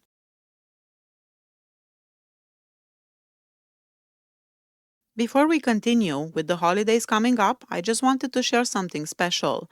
I've published my very first true crime quiz books on Amazon. They're such a fun gift idea for anyone who loves true crime or serial killer trivia. You can grab the one that interests you most or get all three for less and make it a fun game night with friends or family. It's my first time creating something like this, so your support honestly means so much to me. And if you do get one, I'd be really grateful if you could leave an honest review. It will help me learn and do even better next time. You can find all the links down below in the description. Alright, let's get back to the next case. William Howard Putman, November 13, 2002, lethal injection. On July 10, 1980, the body of 49-year-old schoolteacher William Gerald Hodges was discovered at a truck stop in Valdosta, Georgia. He had been fatally shot in the mouth and shoulder. Later that same night, David Harden, 22, and his wife Katie Back, 28, from Bardstown, Kentucky, were asleep at a rest area off I-75 near Lenox, with their 3 children and Harden's niece in the back seat. They were returning from a Florida vacation when, according to eyewitnesses, a man suddenly approached their car, shot David Harden in the back of the head, and demanded that Katie leave with him. When she refused and screamed for her husband, she was shot in the head as well. Several witnesses observed a dark-colored semi-truck pulling an empty yellow flatbed in the parking lot and saw the driver approach the Harden's car. The description matched that of Alabama truck driver William Putman, who was later arrested in Dooley County at another rest station. When authorities inventoried Putman's belongings at the jail, they discovered Hodges' insurance card, watch, and 2 rings, linking him to the first murder. Putman's blood alcohol level was measured at 0.13%. Police also found a wallet belonging to David Harden and a .38 caliber revolver under Putman's driver's seat. Ballistics testing confirmed that the same handgun was used in all 3 murders. Putman's last meal was 3 eggs over light, toast, bacon, hash browns, vanilla ice cream, and 2 soft drinks. He declined to make a final statement. Larry Eugene Moon, March 25, 2003, lethal injection. Moon ambushed Ricky Callahan, who was 34 years old, as he was walking to a pharmacy to purchase headache medicine for his wife. During the confrontation, Callahan was fatally shot in the head, and $60 was stolen from his wallet. Authorities also linked Moon to a number of other serious offenses. He was a suspect in the fatal shootings of Jimmy Hutchison and Thomas DeJoes, though the details about their ages remain unknown. In addition, he was connected to several armed robberies and the kidnapping and essay of a male impersonator. Legal proceedings for the other murders were unsuccessful. Even Moon's conviction for Callahan's murder had been disputed, as he and his supporters maintained that a hitman who reportedly confessed to the crime at a later date was the true killer. Moon's last meal was steak, pork chops, potatoes, okra, corn, green beans, dinner rolls, walnut ice cream, and iced tea. His last words were, "I'm innocent and I did not kill Ricky." Carl Jr. Isaacs, May 6, 2003, lethal injection. In May 1973, he escaped from a penal facility in Maryland. Accompanied by his younger brother Billy Isaacs and his half-brother Wayne Coleman, as well as a friend George Dungy, he drove south towards Florida. While running low on fuel in rural Georgia, the group spotted what appeared to be a gas pump behind a mobile home owned by Jerry and Mary Alday. Upon investigation, they found there was no pump, but the trailer was empty, prompting them to break in and burglarize the residence. The situation quickly escalated. Jerry Alday and his father Ned Alday arrived at the trailer, unaware it was being targeted. Carl Isaacs confronted them at gunpoint, ordering them inside. Isaacs shot and killed Jerry while he and Coleman together murdered Ned. Soon after, Jimmy Alday, Jerry's brother, arrived on a tractor and was also forced inside at gunpoint, where he was fatally shot by Isaacs. The horror continued as Mary Alday, Jerry's wife, arrived, followed by Chester and Aubrey Alday, Jerry's brother and uncle, who came in a pickup truck. All were forced into the home. Aubrey was taken to the south bedroom and shot dead by Isaacs, while Chester was led to the north bedroom and killed by Coleman. Both Coleman and Isaacs then essayed Mary on her kitchen table.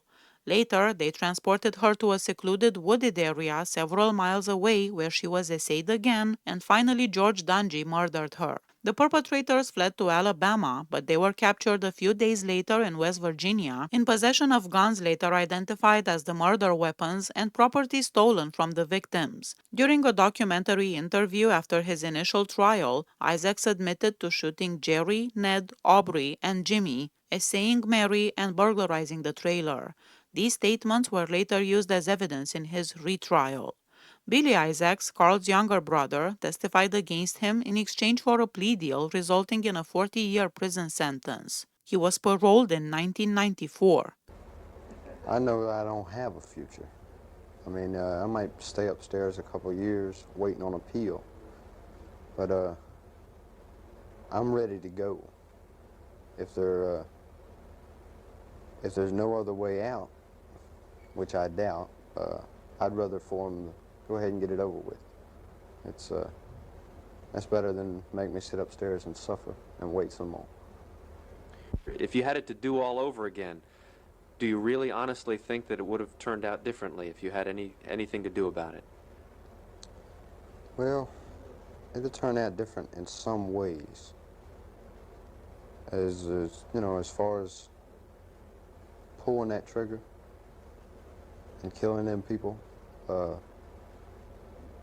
I believe it would happen again. Carl Isaacs went on to become the longest-serving inmate on death row in the U.S. at the time of his execution. For his last meal, he asked for a regular institutional tray of pork and macaroni, pinto beans, cabbage, carrot salad, dinner roll, chocolate cake, and fruit punch, but he pushed the meal away. Isaacs declined an opportunity to make a final statement, but did ask for a final prayer.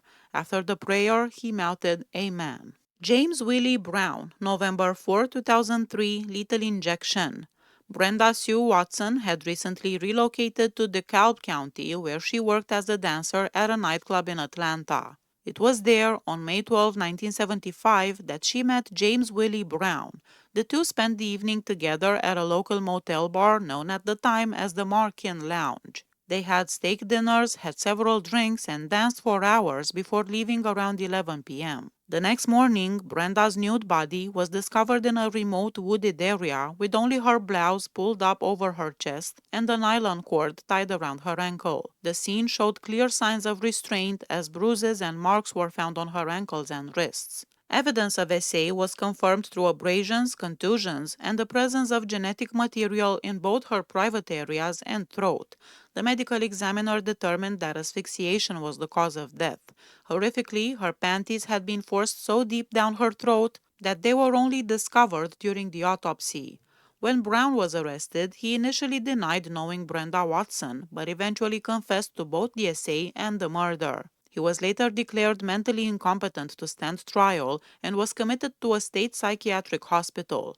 After years of treatment, in 1981, Brown was ruled competent, tried, convicted, and sentenced to death. However, in 1988, a federal court overturned his conviction, citing concerns about his mental competency at the time of trial. 3 years later, in 1991, Brown was retried, once again found guilty, and resentenced to death. His last meal was a foot-long chili dog with everything, French fries, a dill pickle, strawberry ice cream, and a 7-Up soft drink. He did not have any last words. Robert Carl Hicks, July 1, 2004, lethal injection. Hicks encountered 28-year-old Toni Strickland Rivers as she was speaking with her boyfriend at a payphone outside a rural grocery store. Though he had never met her, he followed her as she left, then attempted to abduct her. When Rivers managed to break free and run, Hicks chased her down, stabbed her repeatedly, and nearly decapitated her with a knife. While there was no evidence of essay, investigators found that Rivers had been stripped naked from the waist down, suggesting an intent to essay or humiliate her. Not long after the murder, Hicks' car ran out of gas and the sheriff's deputy found him walking near the scene. When detained, officers discovered a bloody knife in his pocket, later confirmed to be the murder weapon. His pants, socks, and car seat were all soaked with Rivers' blood. Inside his car, police recovered a pair of women's shorts, sandals, and a key ring engraved with the initials TR. Upon questioning, Hicks confessed, admitting that he had killed Rivers. At trial, however, he pleaded insanity, with a defense psychiatrist testifying that Hicks suffered from a mental disorder that impaired his ability to control his impulses. Despite that claim, the jury found him competent and guilty. Years later, Hicks recanted his confession, claiming that he was innocent and that the real killers were a drug dealer and another man. At the time of Rivers's murder, Hicks had already been convicted of essay and had been paroled just 9 months earlier after serving less than half of a 15-year sentence for the essay of a 16-year-old girl. His last meal was fish, shrimp, French fries, coleslaw, crescent rolls, chocolate cake, a vanilla milkshake, and a soda. His last words were, "I would like to apologize for everything I did. I'm sorry. God forgive me. Come get me, Warden." Eddie Albert Crawford, July 19, 2004, lethal injection. The 29-month-old victim, Leslie Michelle English, lived with her mother, Wanda English, at the home of Wanda's parents. The man later convicted of Leslie's murder, Crawford, was the estranged husband of Wanda's sister. On the night of Saturday, September 24, 1983, around 11 p.m., Wanda prepared her young daughter for bed when Crawford arrived at the house. He asked Wanda to go with him to a liquor store, and she agreed.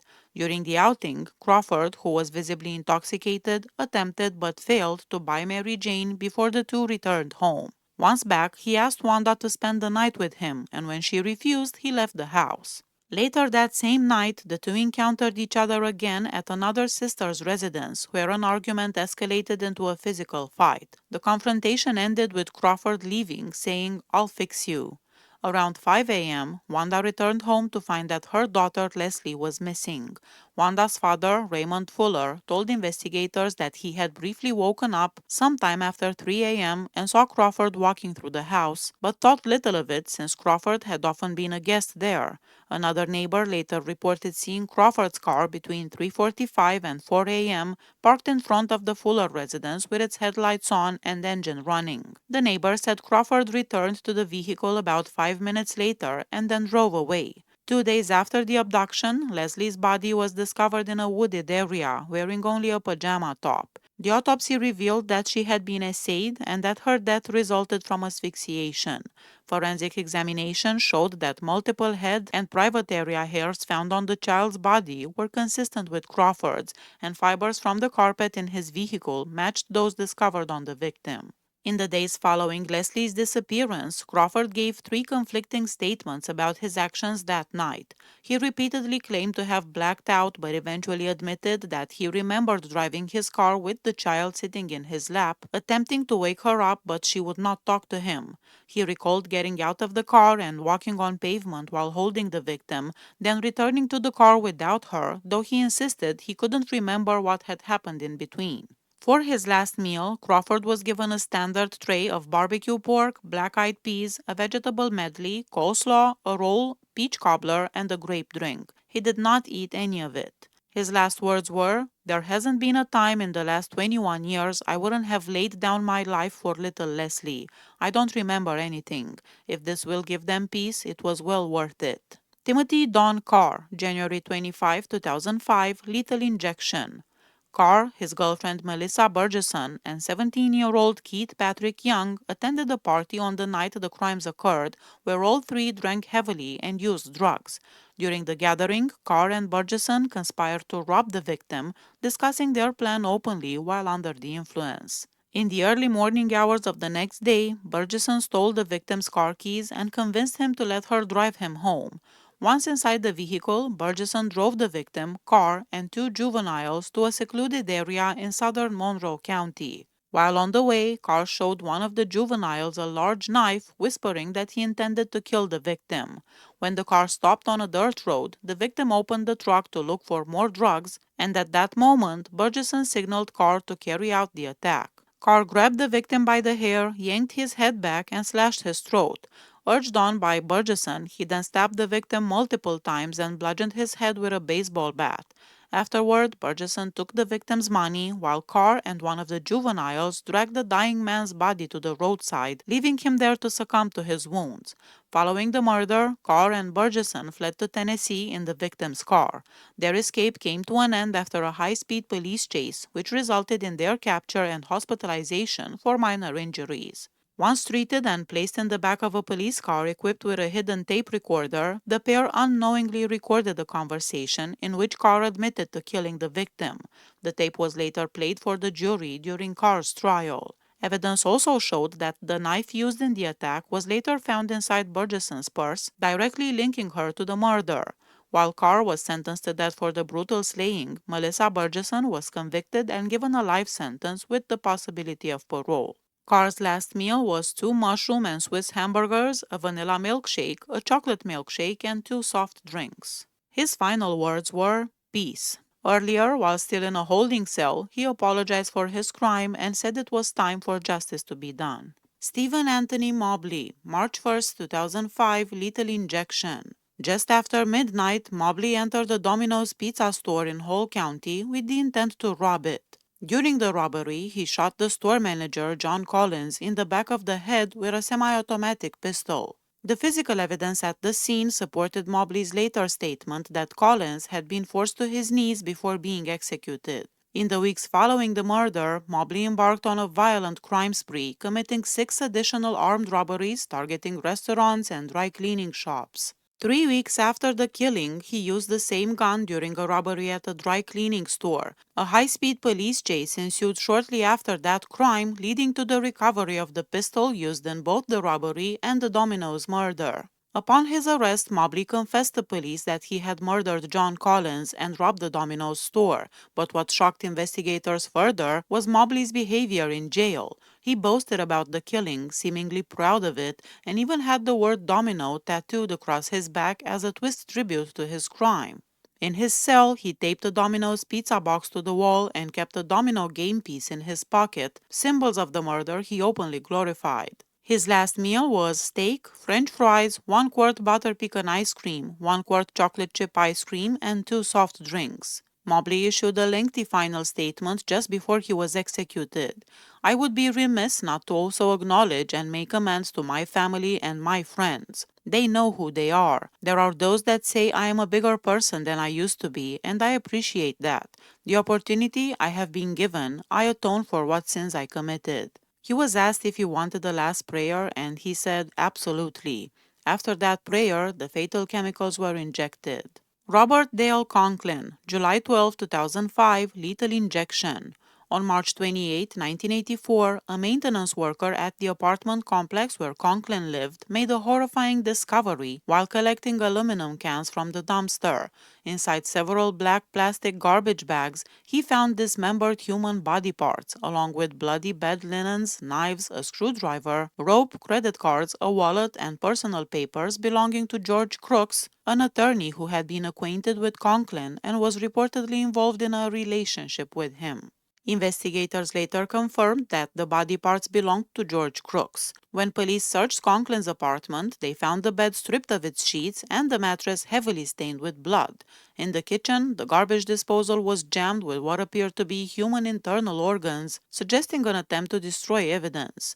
When questioned by detectives, Conklin initially claimed that he and Crooks had been wrestling on the bed when the struggle escalated. He said he grabbed the screwdriver, stabbed Crooks, and then forced the tool into his ear, twisting it until the victim stopped moving.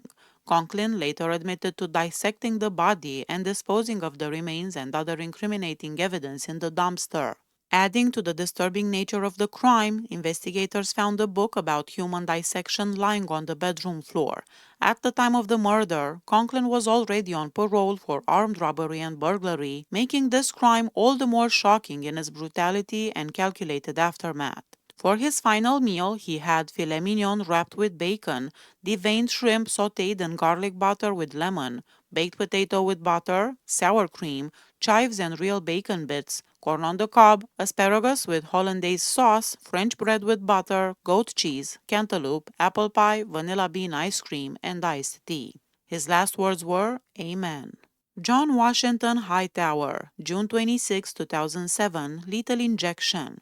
Hightower brutally murdered his wife, Dorothy Hightower, and her two daughters, 19-year-old Evelyn Reeves and 22-year-old Sandra Reeves, inside their Baldwin County home. According to his own confession, Hightower had been experiencing serious marital problems and had spent the hours leading up to the killings drinking heavily and using cocaine.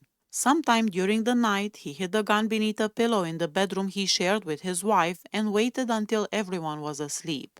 At approximately 3 a.m., he retrieved that gun and shot each of the three women in the head, execution style, as they slept. Miraculously, a 3-year-old girl, his wife's niece, who was also in the house at the time, was left unharmed. Roughly an hour and a half later, police apprehended Hightower while he was driving his wife's car, bringing an end to one of Baldwin County's most shocking and senseless family murders. For his last meal, he had 4 fried pork chops, collard greens with boiled okra and boiling meat, fried corn, fried fatback, fried green tomatoes, cornbread, lemonade, 1 pint of strawberry ice cream, and 3 glazed donuts. His last words were, "I want to say that I'm sorry for the grief I brought to the Reeves family." He also thanked his family and friends for their support over the years. "Last but not least, I thank my mother who stood by me for so long." William Earl Lind, May 6, 2008, lethal injection. In 1988, William Earl Lind shot his live-in girlfriend, 26-year-old Ginger Moore, in the face during an argument at their home. This happened 2 days before Christmas. Miraculously, Moore regained consciousness and stumbled outside, but Lind shot her again, this time at close range. Believing she was dead, Lind placed Moore's body in the trunk of his car and drove away. However, prosecutors later argued that Moore was still alive when he locked her in the trunk. According to testimony, as Lind was driving, he heard thumping noises coming from the trunk. He pulled over, opened it, and shot Moore a third time, killing her instantly. Lind buried her body in a shallow grave in Tift County before fleeing the state. His violence didn't end there. In Ohio, he shot 42-year-old Leslie Joan Sharkey, who managed to tell police about the shooting before succumbing to her injuries. Lind was arrested a week later. He confessed to both murders and even led investigators to Ginger Moore's burial site, providing a full account of his brutal crimes. For his last meal, he had 2 pepper jack barbecue burgers with crisp onions, 2 baked potatoes with sour cream, bacon and cheese, 1 large strawberry milkshake from a local restaurant. He declined to make a last statement when offered the opportunity. When asked if he had any final words in the execution chamber, he simply said no. Curtis Osborne, June 4, 2008, lethal injection. On August 7, 1990, police in Griffin, Georgia, discovered the bodies of Linda Lisa Seaborn and Arthur Jones in the front seat of a car. Both had been shot at close range, apparently from the back seat of the vehicle. Investigators soon arrested Curtis Osborne, a small-time drug user and dealer who eventually confessed to the murders. Osborne had been involved in a dispute with Arthur Jones, a friend who had entrusted him to sell a motorcycle for $400. Instead of turning over the money, Osborne kept it, and when Jones confronted him to demand payment, the argument escalated to deadly violence. Osborne shot Jones and Seaborn execution style, leaving their bodies in the car. When questioned by authorities, Osborne initially tried to explain away the gunshot residue on his hands by claiming he had been feeding his dog doses of gunpowder, a story investigators quickly dismissed. Eventually, Osborne admitted to the shootings, claiming that he acted in the heat of the moment. During his trial, he took the stand and said, "There were certain circumstances that took place that night, and sometimes things happen out of emotion and not just deliberation. Just things sometimes happen in certain ways. I want to say I'm sorry, and I just ask you people to have mercy on me." Despite his plea for leniency, Osborne was convicted and sentenced to death for the double murder. He declined a special last meal request and instead he chose the institution's meal tray, consisting of grilled cheeseburger, oven browned potatoes, baked beans, coleslaw, cookies, and a grape beverage. He declined to offer any last words. Jack Edward Alderman, September 16, 2008, lethal injection. Together with an accomplice, Alderman brutally murdered his wife Barbara in a calculated plan to collect the life insurance money from a policy provided by her employer, the city of Savannah. The crime was especially cold and methodical. Alderman and his accomplice, John Arthur Brown, first beat Barbara with a crescent wrench, then strangled her, and finally held her head under water in a bathtub to make absolutely certain she was dead. After killing her, the two men went out drinking, stopping at two Savannah bars before driving to Rincon, where they dumped her body in a creek near her family's home to stage the murder as a random crime. The investigation soon unraveled the plot, revealing that the motive behind the killing was purely financial. Alderman wanted the payout from his wife's life insurance policy. He was convicted and sentenced to death, and over the years he became the longest-serving death row inmate in the U.S., spending 33 years awaiting execution. His conviction and sentence were initially overturned by a federal appeals court, but they were later reinstated after a second trial in 1984. His accomplice, John Arthur Brown, testified against Alderman in exchange for a life sentence. Brown was paroled in 1987, but years later, in 2000, he took his own life when police attempted to arrest him on child molestation charges. Alderman did not make a special last meal request. Instead, at 4 p.m., he was given the regular prison meal of baked fish, peas, coleslaw, carrots, cheese grits, bun, fruit juice, and chocolate cake. He didn't have any last words. Robert Newland, March 10, 2009, lethal injection. Newland resided with his girlfriend in a home across the street from 27-year-old Carol Beatty. Following an evening of heavy drinking, he went to Beatty's residence and asked her to step outside. When Beatty complied, Newland attempted to kiss her, but she refused and told him to leave. Undeterred, Newland tried again to kiss her, prompting Beatty to scratch and slap him in self-defense. Enraged, he pulled a knife and slashed her neck, continuing to stab her repeatedly. Beatty was taken to the hospital, and shortly before she died, she identified Newland as her attacker. Following his arrest, he gave a full confession, admitting to the brutal assault and stabbing. Newland declined a special last meal request. Instead, he was served a regular meal tray, which consisted of chicken and rice, carrots, collard greens, rolls, bread pudding, and iced tea. Newland expressed remorse for killing his good friend. "I'm sorry this happened. I wish I could go back to that day. I have no grudges against anybody. I still don't remember what happened, but what happened, happened." A few minutes after his final statement, he continued talking again after the death chamber's microphone had been turned off, but his words were only heard by the warden, security officers, and medical staffers behind the soundproof glass window. William Mark Mize, April 29, 2009, lethal injection. Mize was the leader of a small white supremacist group. One evening, Eddie Tucker, who had applied to join the group, went for a drive with several members. During the outing, Mize proposed that they set fire to a crack house and instructed Tucker and another man to ignite it using lighter fluid. The attempt failed. Afterwards, Mize drove the group to a remote wooded area, with Hetrop and Tucker walking ahead. Suddenly, 3 gunshots were fired in the woods, and only Mize and Hetrop emerged. Mize later confessed to friends that he and Hattrop had shot Tucker with a shotgun. Hattrop and another group member pleaded guilty to their involvement and were given life sentences.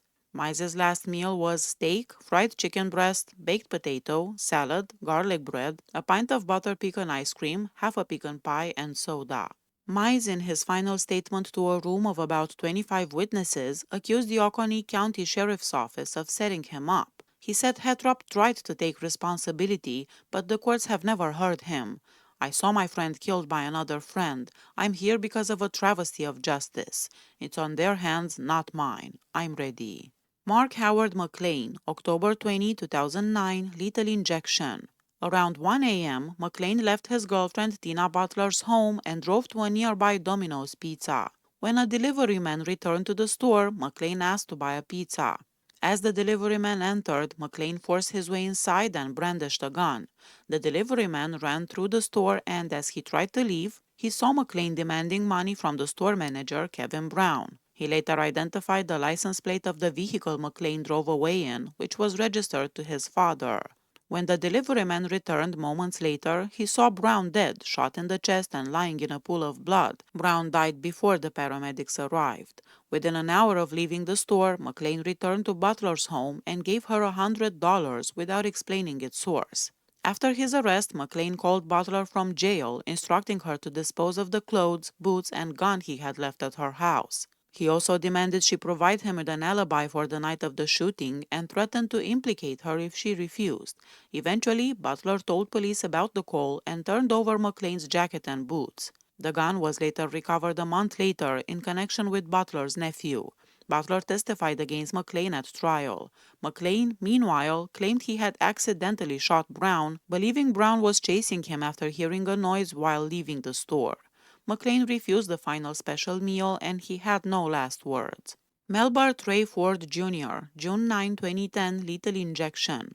Martha Chapman Matich was employed at a Newton County grocery store and had recently terminated her relationship with Ford, who, despite the breakup, continued to harass and threaten her. Ford had told an acquaintance that he intended to rob the store and blow her brains out. When arranging transportation to carry out his plan proved difficult, Ford persuaded Roger Turner, an unemployed man, to drive him to the store. Prior to the trip, the two consumed multiple alcoholic beverages, and Turner was promised $8,000 for his cooperation. They arrived at the store after it had closed, and Ford forced entry by shooting out the lower portion of the locked barred glass door to gain access. While Turner remained seated in the vehicle, he later informed authorities that he heard screams and gunfire mere moments before Ford emerged from the store carrying a bag containing money. Law enforcement officers responding to the alarm discovered Matich's body behind the counter, having sustained 3 gunshot wounds. Her 11-year-old daughter was found in the bathroom. She was still alive but had been shot in the head and eventually succumbed to her injuries. Both Ford and Turner were taken into custody the following day. Turner admitted to his participation. He entered a guilty plea and was sentenced to 20 years in prison, ultimately being paroled in 1991. Ford, on the other hand, told investigators that the shooting had occurred after Matich activated the alarm, and he maintained that the incident would not have taken place if he had been wearing a mask. For his final meal, he asked for fried fish and shrimp, a baked potato, salad, boiled corn, ice cream, cheesecake, and soda. His final words were, "I wish to thank all my family and my friends and my loved ones." After this, his voice trailed off and he began to mumble inaudibly. Brandon Joseph Rode, September 27, 2010, lethal injection. Rode and Daniel Lucas were in the process of looting the Moss residence, searching for valuables, when 11-year-old Brian Moss spotted them through a front window and attempted to intervene, entering the house through a back door armed with a baseball bat. The intruders overpowered Brian, forcing him into a chair, and Lucas fired a shot into his shoulder. Shortly afterward, they became aware that 15-year-old Kristen Moss was approaching the home. Rhodes seized her, made her sit in a chair, and shot her twice with a pistol. Later, when Stephen Moss arrived at the house, Rhodes ambushed him, shooting him with the same gun, and to ensure the deaths of all victims, Lucas returned and shot each of them again. Daniel Lucas, Rhodes' accomplice, was later tried separately for the murder. He received a death sentence and was executed several years later. Rhodes did not request a final meal and received a standard meal tray from the prison. His last meal consisted of a chili dog, tater tots, carrots, coleslaw, a slice of cake, and fruit punch. He had no last words. Emmanuel Fitzgerald Hammond, January 25, 2011, lethal injection. Hammond, accompanied by his girlfriend Janice Weldon and her cousin Maurice Porter, was driving around when they noticed Julie Love walking nearby after her car had run out of gas. They stopped and offered her a ride, but she refused and they drove off. Minutes later, they returned and Hammond forced Love into the back of their car while wielding a sawed-off shotgun.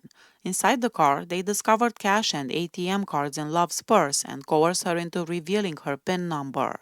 When they drove to the bank, the PIN did not work. In response, Hammond beat Love with the shotgun and Porter essayed her.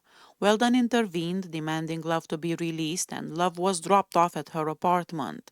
Later, the man returned. Hammond bound Love and he and Porter tried to strangle her. They then transported her to another location where Hammond led her into the woods and shot her with a shotgun. Hammond later admitted to Weldon that he had blew the side of her face off. He disposed of her body in a trash pile. The sawed-off shotgun was recovered from Michael Dominic, to whom Hammond had sold it shortly after the murder. Love's earrings were also recovered after Weldon had pawned them for $140. Months later, Weldon had Hammond arrested after he beat and strangled her, and she disclosed that Hammond and Porter had murdered Love. She led authorities to Julie Love's skeletal remains. At trial, both Porter and Weldon testified against Hammond. Porter pleaded guilty to murder and essay and received a life sentence, while Weldon was granted immunity for her testimony. After his arrest, Hammond attempted to have Weldon killed by giving her photograph and address to an inmate about to be released, and he offered $20,000 for her murder. His last meal was fried chicken, French fries, corn on the cob, jalapeno peppers, mint chocolate chip ice cream, and cherry limeade. He didn't have any last words. Roy Willard Blankenship, June 23, 2011, lethal injection. In the early morning hours, Blankenship left a bar after a night of drinking and began walking home. As he passed the apartment of Sarah Mims Bowen, a 78-year-old woman for whom he had previously performed repair work, he made the decision to break into her residence. He climbed up the porch of her apartment and kicked out the lower pane of a window, then paused briefly to watch before entering. Once inside, he grabbed Sarah from behind, causing a struggle that led both of them to fall, with Blankenship landing on top of her. During this altercation, Sarah became unconscious. Blankenship then lifted her and carried her back to her bed, where he proceeded to essay her. When friends and neighbors later discovered her, she was found bloody and nude, displaying severe injuries consistent with violent assault. She had been beaten, scratched, and bitten, and forensic examination revealed that she had been essayed. Additionally, a plastic bottle of hand lotion had been inserted into her private areas. At the scene, investigators discovered footprints made by an unusually patterned sole, which were traced back to Blankenship's house. His fingerprints were also present inside the apartment, and shoes identical to those that made the prints at the crime scene were recovered from his possession. After being arrested, the man gave a confession to the police, admitting to the break-in and the essay. However, he denied that he had beaten Sarah Bowen severely, and during his trial, he recanted parts of his confession, claiming that he had been unable to consummate the essay. Despite his claims, forensic evidence established that Bowen's cause of death was heart failure brought on by the trauma she endured. Additional evidence included scrapings from beneath her fingernails, which were found to match Blankenship's blood type, further linking him to the crime. The case underwent multiple appeals and reversals. Nevertheless, the death sentence was imposed on him 3 separate times, reflecting the severity and brutality of his actions against Sarah Bowen. Blankenship declined to request a special last meal, and instead, he was offered the institution's meal tray, consisting of chicken and rice, peas, carrots, collard greens, cornbread, a brownie, and iced tea. His last words were, "I hope to see you again." Andrew Grant DeYoung, July 21, 2011, lethal injection. Alongside his accomplice, David Michael Haggerty, Andrew DeYoung went to the home of his parents with the intent to carry out a violent and premeditated attack. Once inside, he stabbed his mother to death while she lay in bed, her screams piercing the house. The commotion awakened his father, who confronted the young, and during the struggle, his 14-year-old sister Sarah appeared at the doorway, witnessing the violent scene. The young then stabbed his father to death and proceeded to stab and kill Sarah in the hallway. Amid the chaos, his 16-year-old brother Nathan managed to escape through a bedroom window. Nathan ran to a neighbor's house and returned with help, and the neighbor was able to identify Andrew at the scene, confirming his involvement in the murders. During subsequent investigations, Haggerty told police that the young's motive was financial gain. He explained that Andrew intended to start a business and needed immediate access to his inheritance. He estimated it would be approximately $480,000. The plan had been to kill the entire family and set the home on fire to cover up the murders, but the scheme was thwarted by Nathan's timely escape. Haggerty later testified at the young's trial, providing critical information regarding the planning and intent behind the killings. Haggerty himself pleaded guilty to his involvement, and he was sentenced to 3 concurrent life sentences. The young's last meal was pizza, breadsticks, all-fruit strawberry preserves, Concord grape juice, and vanilla ice cream. His last words were, "I'm sorry for everyone I've hurt." Troy Anthony Davis, September 21, 2011, lethal injection. Davis was sentenced to death following a violent and chaotic crime spree that included multiple robberies, the non-fatal shooting of a teenager, and the beating of a homeless man named Troy Young. During one of these violent encounters, McPhail, a 27-year-old police officer and security guard, was shot and killed while attempting to intervene and protect Young from the attack. Davis's case drew significant public attention and controversy as he managed to gather a substantial following of supporters who maintained his innocence throughout his time on death row. Prior to the events leading to his death sentence, Davis had a previous criminal record, having pleaded guilty to carrying a concealed weapon. As part of a plea agreement for that charge, he paid a $250 fine to avoid serving prison time, a relatively minor legal consequence compared to the later violent crimes that resulted in his death sentence.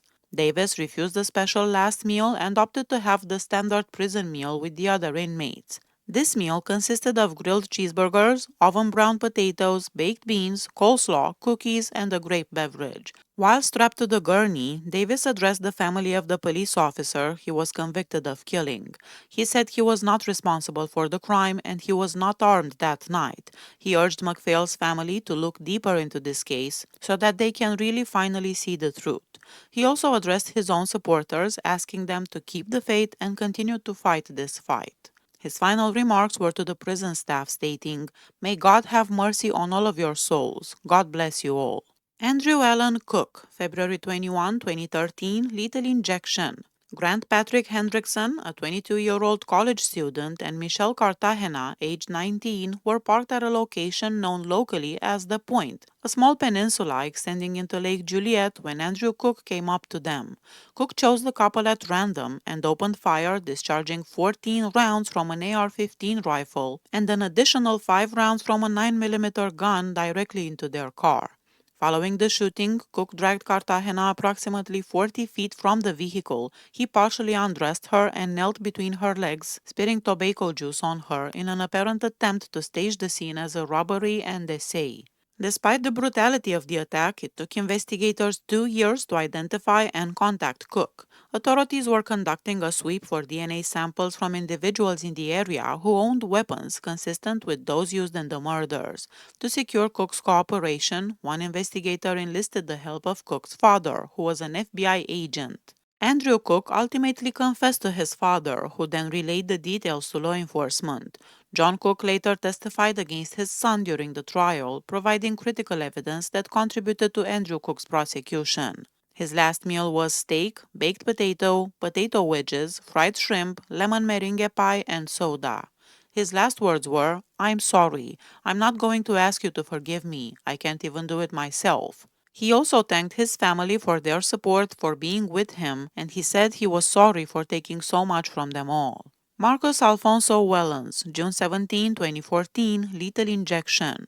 Throughout the summer of 1989, Wellens was living with his girlfriend Gail Saunders and her 14-year-old son Tony in their shared apartment. Tony was friends with 15-year-old India Roberts, who occasionally visited the residence. After Tony moved in with another relative, Saunders informed Wellens that their romantic relationship was over and that he needed to vacate the apartment. Around the same time, Wellens, who had recently been fired from his job, purchased a one-way ticket to Miami for a flight scheduled to depart on the evening of August 31. On that evening, Wellens began making increasingly desperate calls to Saunders, and as she did not respond, he became angry and intoxicated. In a fit of rage, he ransacked Saunders' apartment, pouring bleach over her clothing. Following this, he called 911 to report a burglary, attempting to stage the situation as if he were a victim. Several hours later, at approximately 8 a.m., India Roberts left her apartment after saying goodbye to her mother and began walking past Saunders' door toward the school bus stop. Shortly afterward, a neighbor heard muffled screams coming from inside Saunders' apartment. At 2:30 p.m., a retired military police officer driving near a wooded area behind the apartment complex noticed what appeared to be a person carrying a body wrapped in a sheet. When police arrived, they recovered India's naked, beaten body from the woods wrapped in sheets. Wellens was found inside Saunders' apartment and claimed that the injuries to his hand and the new scratches on his face were the result of a scuffle with two men he had caught burglarizing the apartment. During the investigation, police discovered numerous items belonging to the victim inside the apartment. Blood was found on a flipped mattress, and forensic evidence suggested that the victim had been dragged or forcibly moved from the kitchen up the stairs to Tony's bedroom, where her panties were later found. Wellens, who had previously worked as a psychiatric counselor, pleaded insanity at his trial, claiming mental instability contributed to his actions. The details of the crime, however, painted the picture of premeditation, physical assault, and an attempt to cover up the murder. Wellens declined to request a special last meal and instead was offered the institution's meal tray, consisting of shepherd's pie, mashed potatoes, red beans, cabbage relish salad, cornbread, sugar cookies, and fruit punch. In his final words, Wellens apologized to the family of his victim, and he said, "I ask and hope that you will find peace with my death. I'm going home to be with Jesus." Robert Wayne Halsey, December 9, 2014, lethal injection. Halsey, who was on parole for a prior armed robbery conviction, entered the convenience store with the intention of committing another robbery. During the course of the crime, he encountered 26-year-old Will Robinson, a sheriff's deputy. A confrontation ensued and Halsey shot and killed Robinson, ending the deputy's life in the line of duty. The murder occurred amid the robbery, highlighting both Halsey's continued criminal behavior while on parole and the lethal consequences of his actions. In his final statement, Halsey said to the father of the slain deputy, Will Robinson, "I'm sorry for taking your son's life that night. I hope you can find it in your heart to forgive me and my family." He also spoke to his sister, who was a witness, and mouthed "I love you" until the drugs took effect. For his last meal, Halsey requested 8 pieces of fried chicken. Andrew Howard Brennan, January 13, 2015, lethal injection. In 1998, Brenner, a Vietnam combat veteran, was stopped for speeding by 22-year-old Deputy Kyle Dinkeller. While Dinkeller attempted to issue a citation, Brenner became belligerent and aggressive, escalating the situation dramatically. Without warning, he pulled an M1 carbine from his truck and opened fire on the deputy. Despite the sudden attack, Dinkeller managed to return fire, wounding Brenner, but he was ultimately killed in the shootout. In the aftermath of the killing, Brenner's defense team argued that his combat-related PTSD contributed to his violent behavior, attempting to mitigate his culpability for Dinkeller's death. The defense also referenced prior domestic abuse allegations made by Brenner's ex-wife, claiming that the psychological effects of his service and personal history influenced his actions. Nevertheless, the shooting underscored the lethal potential of an armed confrontation between law enforcement and an unstable individual, and the tragedy of a young deputy's death in the line of duty. In his final statement, Brennan said, "I extend my condolences to the Dinkeller's family, especially Kyle's parents and his wife and his 2 children. I feel like my status was slow torture for the last 15 years. I'm certainly glad to be leaving." Brennan's last meal was a large breakfast that consisted of 3 eggs over easy, hash browns, biscuits and gravy, sausage, pecan waffles with strawberries, milk, apple juice, and decaf coffee. Warren Lee Hill Jr., January 27, 2015, lethal injection. Hill was originally sentenced to life imprisonment for the fatal shooting of his 18-year-old girlfriend, Myra Wright. While serving his sentence, Hill became involved in further violence within the prison system. During his incarceration, he fatally beat his cellmate, 34-year-old Joseph Handspike, with a nailed board, an act of extreme brutality. Handspike, at the time of his death, was serving a life sentence himself, having been convicted of shooting and killing a restaurant manager during a robbery.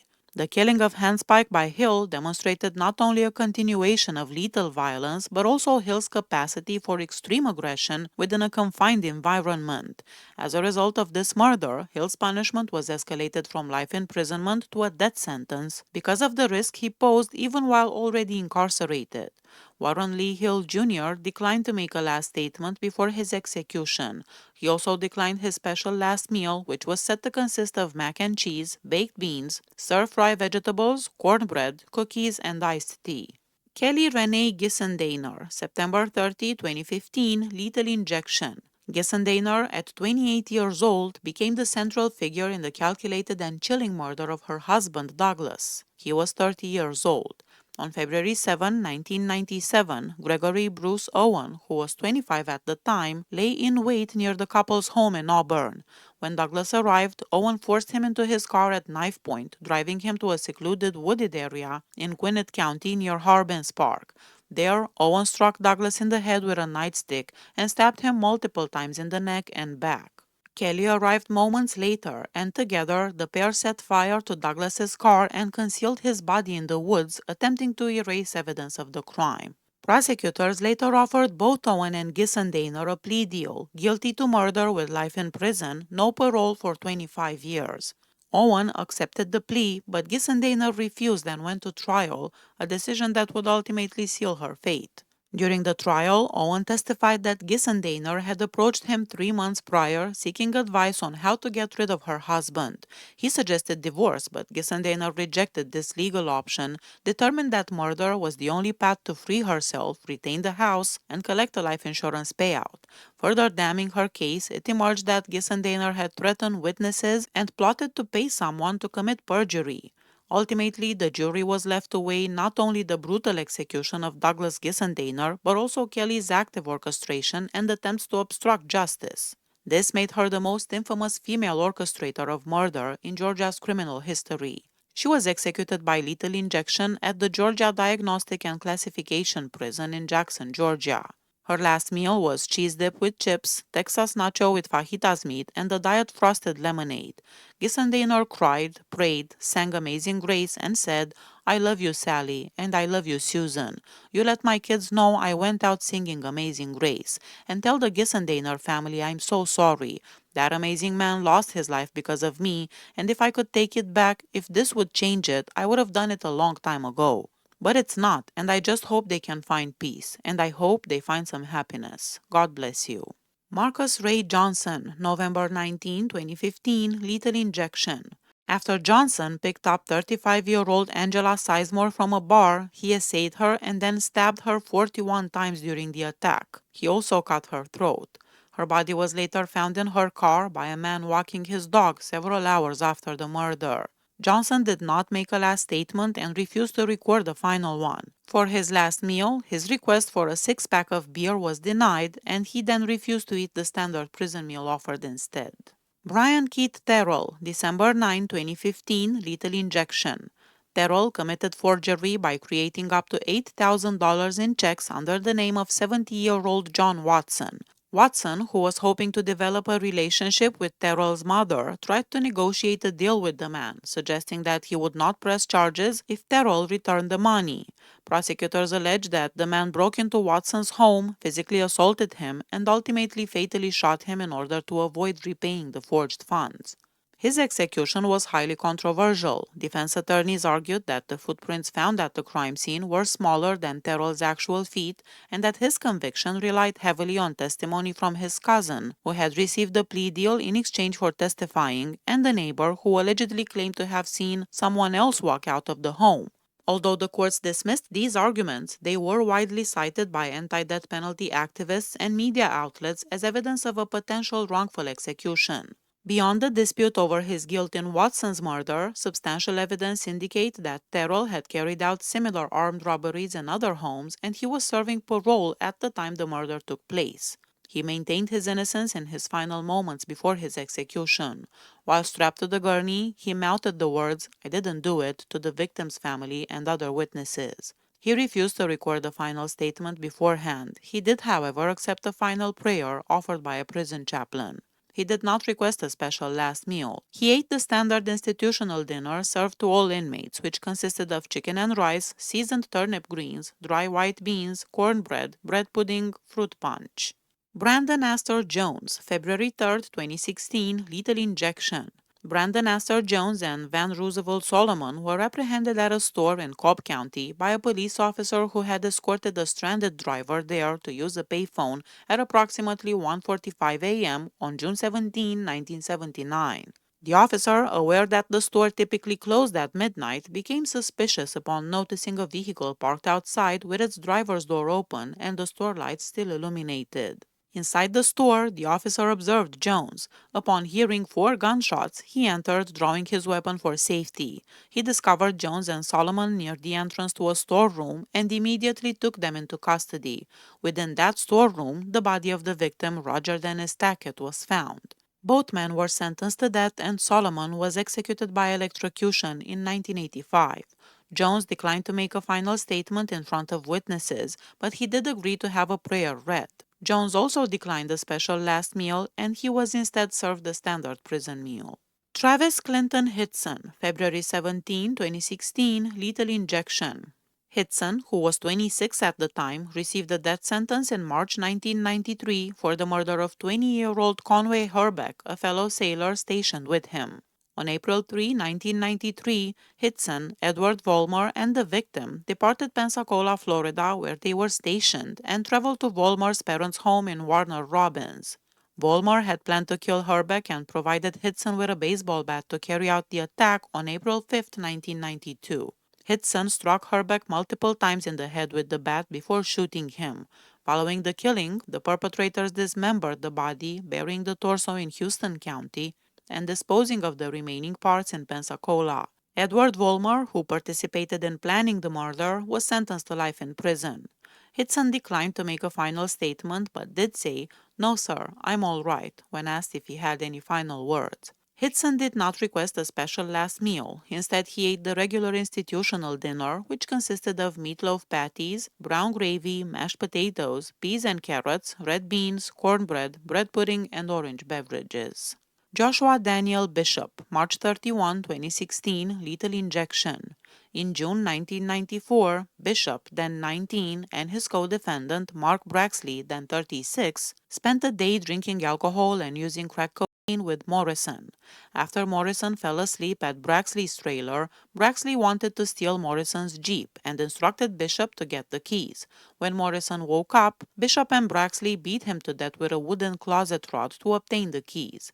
They then left Morrison's body between 2 dumpsters and set his Jeep on fire. After his arrest, Bishop confessed to the murder of Morrison and also admitted that he and Braxley had killed another man, Ricky Lee Wills, 2 weeks earlier.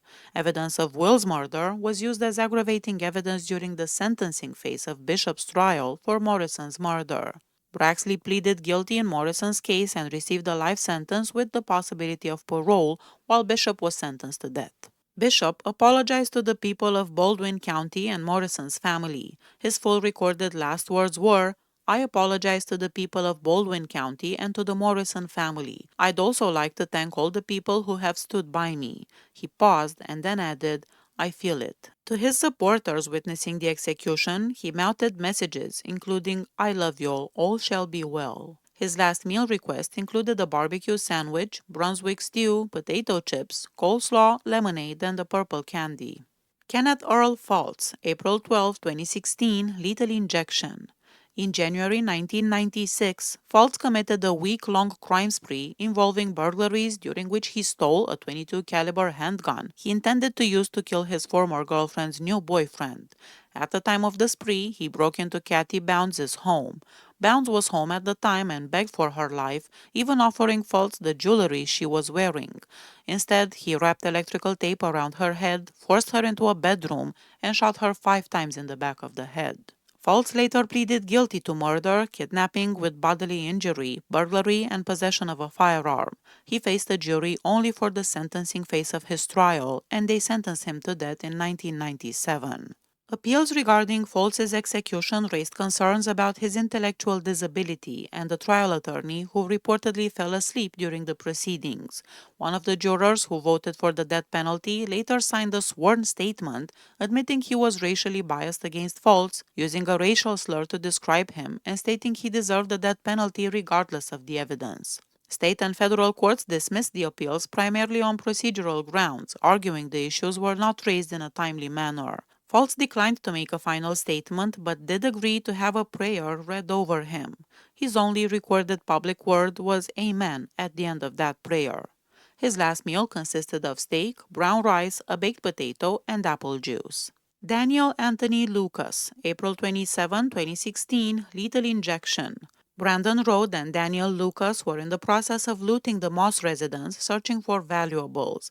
11-year-old Brian Moss saw them through a front window and attempted to intervene. The intruders overpowered Brian, forcing him into a chair, and Lucas fired a shot into his shoulder. Shortly afterward, 15-year-old Kristen Moss returned home. Rode seized her, made her sit in a chair, and shot her twice with a pistol. A little while later, when Stephen Moss arrived at the house, Rhodes shot him with the same gun. To ensure that all of the victims were dead, Lucas returned and shot each of them again. Brandon Rhodes was executed back in 2010. When given the opportunity to make a final statement, Lucas apologized to the victims' family, saying, "I would like to say I'm sorry to Mrs. Moss and the family." He then expressed love for his family and friends and offered a short prayer with Buddhist undertones. All beings are basically good. All beings are basically kind. All beings are basically strong. All beings are basically wise. His last meal was meat pizza, steak and cheese calzone, stuffed portobello mushroom, chef salad with ranch, honey and mustard dressing, and orange juice. John Wayne Connor, July 15, 2016, lethal injection. In a state of intoxication and anger, Connor assaulted his friend, 29-year-old James White, in White's home, striking him repeatedly with a whiskey bottle and a stick. The altercation began after White refused Connor's request to drive him to a liquor store, escalating into a fatal beating. When offered the opportunity to make a final statement, Connor declined to speak. For his last meal, he requested a large Southern-style feast, 10 pieces of fried catfish, 10 hush puppies, 2 triple deluxe hamburgers with bacon, 2 pints of vanilla ice cream, and 1 sliced raw onion. Gregory Paul Lawler, October 19, 2016, lethal injection. Lawler and his girlfriend, both heavily intoxicated after drinking at a bar, got into an argument while walking home. A witness called the police, and officers John Soa, 28 years old, and Patricia Cocciolone, 38 years old, responded. They escorted Lawler's girlfriend to their car and drove her to the couple's apartment, allowing Lawler to walk home alone. Once home, Lawler retrieved an AR-15 and opened fire on the officers. Soa was killed while Cocciolone survived but suffered crippling injuries and called for backup. Lawler barricaded himself in his apartment, and after a 44-minute standoff, he surrendered to authorities. When offered the opportunity to make a final statement, Lawler declined to speak. He also refused an offer for a prayer to be read on his behalf. His last meal request was a large one and included ribeye steak, baked potato with sour cream, asparagus, buttered dinner rolls, French onion soup, strawberries, pistachio ice cream, milk, and apple juice. Stephen Frederick Spears, November 16, 2016, lethal injection. Spears, suspecting his girlfriend, 34-year-old Sherry Holland, was being unfaithful, confronted her in her residence and killed her. He wrapped duct tape around her head and then suffocated her using a plastic bag.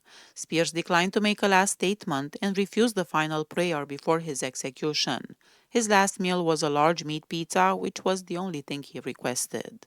William Carey Sally, December 6, 2016, lethal injection.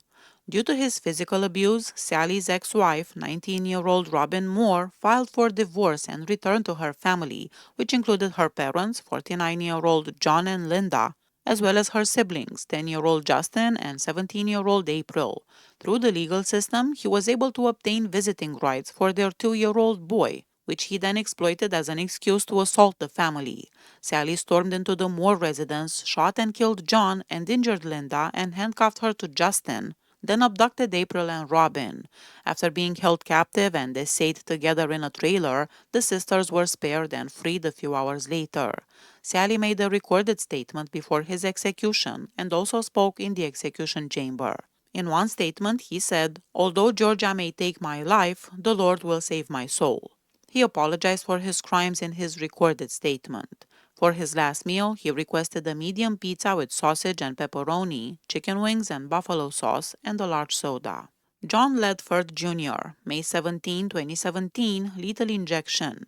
He was convicted of murdering a longtime neighbor, 73-year-old Dr. Harry Johnson Jr. On January 31, 1992, Ledford went to the Johnston home and asked Antoinette Johnston, the victim's wife, to speak with her husband. He then forced his way into the home at knife point, demanding money and guns. Dr. Johnston's body was later discovered with his head nearly severed and a knife embedded in his back. When offered the chance to make a final statement, Ledford appeared to quote a line from the movie Cool Hand Luke. "What we have here is a failure to communicate, some man you just can't reach," he said, and continued by adding, "I'm not the failure, you are the failure to communicate." He also added an insult to the witnesses in the viewing area, saying, "You can kiss my white trash ass."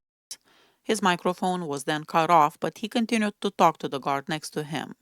Ledford requested an elaborate and high-calorie final meal, which included filet mignon wrapped in bacon with pepper jack cheese, large French fries, 10 chicken tenders with sauce, fried pork chop, blooming onion, pecan pie with vanilla ice cream, and a Sprite. Carlton Michael Gary, March 15, 2018, lethal injection.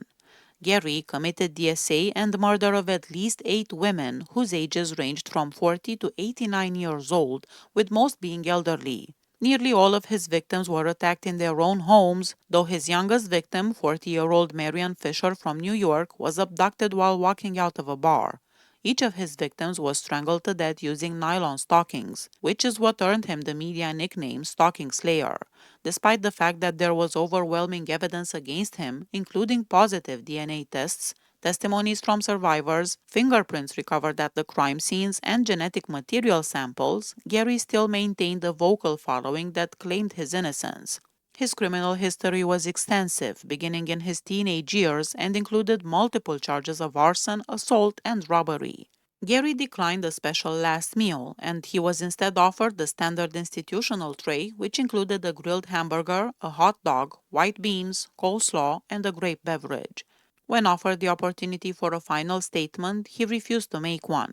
An execution media witness noted that Gary never said a word or opened his eyes during the process. He also declined the final prayer. Robert Earl Butts Jr., May 4, 2018, and Marion Wilson Jr., June 20, 2019, lethal injection. Butts, along with his accomplice Marion Wilson, carjacked Donovan Parks, a 24-year-old off-duty correctional officer, after Parks had agreed to give them a ride home from Walmart. The two forced Parks to exit his vehicle and then shot him in the head in an execution-style manner. Both Butts and Wilson were members of a Latin Kings set, and authorities believe that they murdered Parks to gain additional prestige within their gang.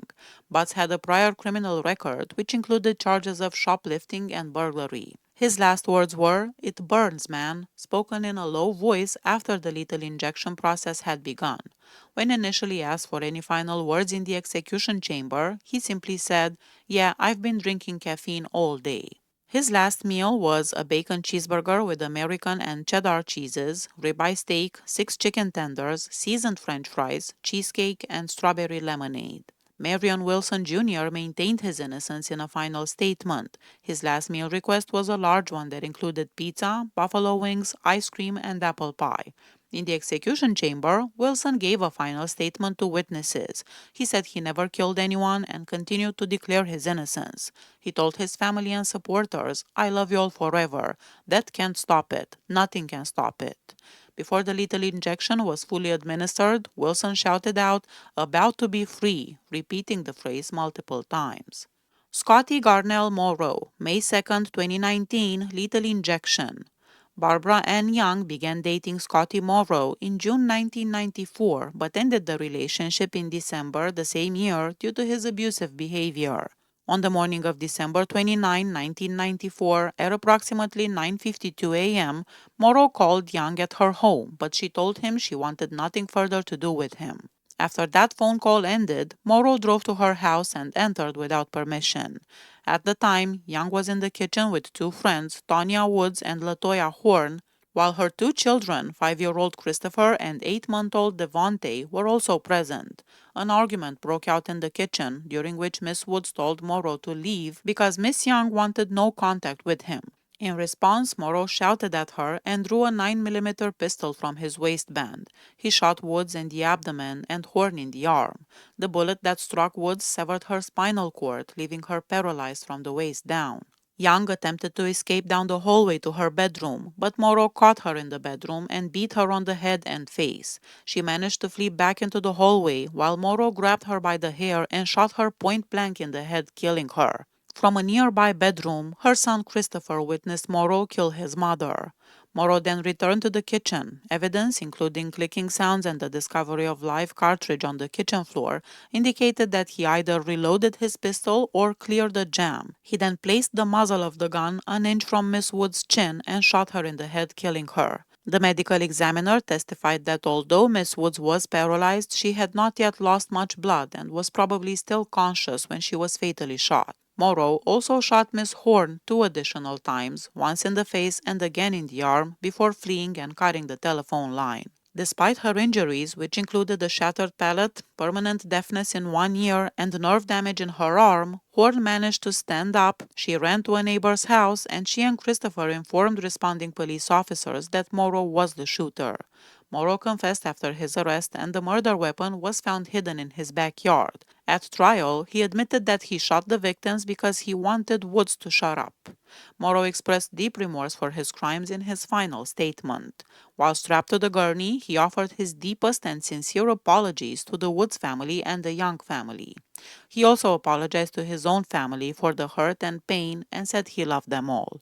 Prior to the execution, in an interview, Morrow said, "I don't want to die, but I'm at peace." His final meal request included a hamburger with mayo, 2 chicken and waffle meals, 2 all-beef hot dogs, a bag of buttered popcorn, a pint of butter pecan ice cream, and a large lemonade. The Georgia Department of Corrections stated that he only finished about half of his requested meal. Ray Jefferson Cromartie, November 13, 2019, lethal injection. During the course of a grocery store robbery, Cromartie, along with an accomplice, shot 2 store clerks, Richard Sliz and Daniel Wilson. Sliz was killed at the scene, while Wilson survived the attack but suffered crippling injuries. Cromartie declined to make a last statement, and he did not record one before his execution. He did, however, accept a final prayer that was recited for him. His last meal included steak, lobster, mac and cheese, cube steak, rice and gravy, steak and cheese sandwich, double cheeseburger, French fries with a side of ranch dressing, strawberry milkshake, layered cake with white icing. Donnie Cleveland Lance, January 29, 2010, lethal injection. Lance broke down the door of his ex-wife's home, where 39-year-old Sandra was present, and fatally shot her boyfriend, 33-year-old Dwight Wood Jr. Following that, he used the butt of his gun to strike Sandra, and he killed her. Court documents revealed that during their marriage, Lance had subjected Sandra to extreme abuse, reportedly kidnapping and torturing her on multiple occasions through beatings, strangulations, and electrocutions. When asked if he wanted to make a final statement, Lance simply said no. He also declined an offer for a final prayer from the chaplain. For his last meal, he had 2 chili steak burgers, French fries, onion rings, mustard, ketchup, and a soda. Willie James Pye, March 20, 2024, lethal injection. On November 17, 1993, 8 years after his first encounter with the law, Pye became involved in the essay and the murder of his ex-girlfriend, Alicia Lynn Yarbrough, who was 21 years old at the time. Pye had maintained an on-again, off-again romantic relationship with Yarbrough prior to their final breakup. After their breakup, Yarbrough began a relationship with another man and gave birth to a child. Pye, believing himself to be the father, became angry upon learning that the birth certificate listed Yarbrough's new partner as the father. On that day, Pi, armed with a recently purchased .22 caliber pistol, teamed up with two accomplices, 15-year-old Anthony Freeman and 25-year-old Chester Adams, intending to commit a robbery at Yarbrough's lover's house. Upon arriving, they discovered that Yarbrough was alone at the residence with her baby. Pi and his accomplices abducted Yarbrough, later essayed her at a motel, and stole her jewelry. Afterwards, the trio drove Yarbrough down a dirt road, where Pi ordered her out of the car, instructed her to lie face down, and shot her 3 times. Yarbrough's body was discovered later that same day, and all 3 perpetrators were arrested shortly afterward. While Pi and Adams denied involvement, Freeman confessed to the murder and implicated both Pi and Adams. Subsequent DNA testing confirmed that genetic material found on the victim's body belonged to Pi, providing authorities with definitive evidence to charge him in connection with the murder. Pi accepted the final prayer, but he did not make a final statement in the execution chamber. He did, however, record a statement earlier in the day. In the recorded statement, Pi thanked the staff of Georgia Diagnostic and Classification Prison, noting that they had been kind to him and made the process so easy. He expressed remorse for what had happened and said he was at peace.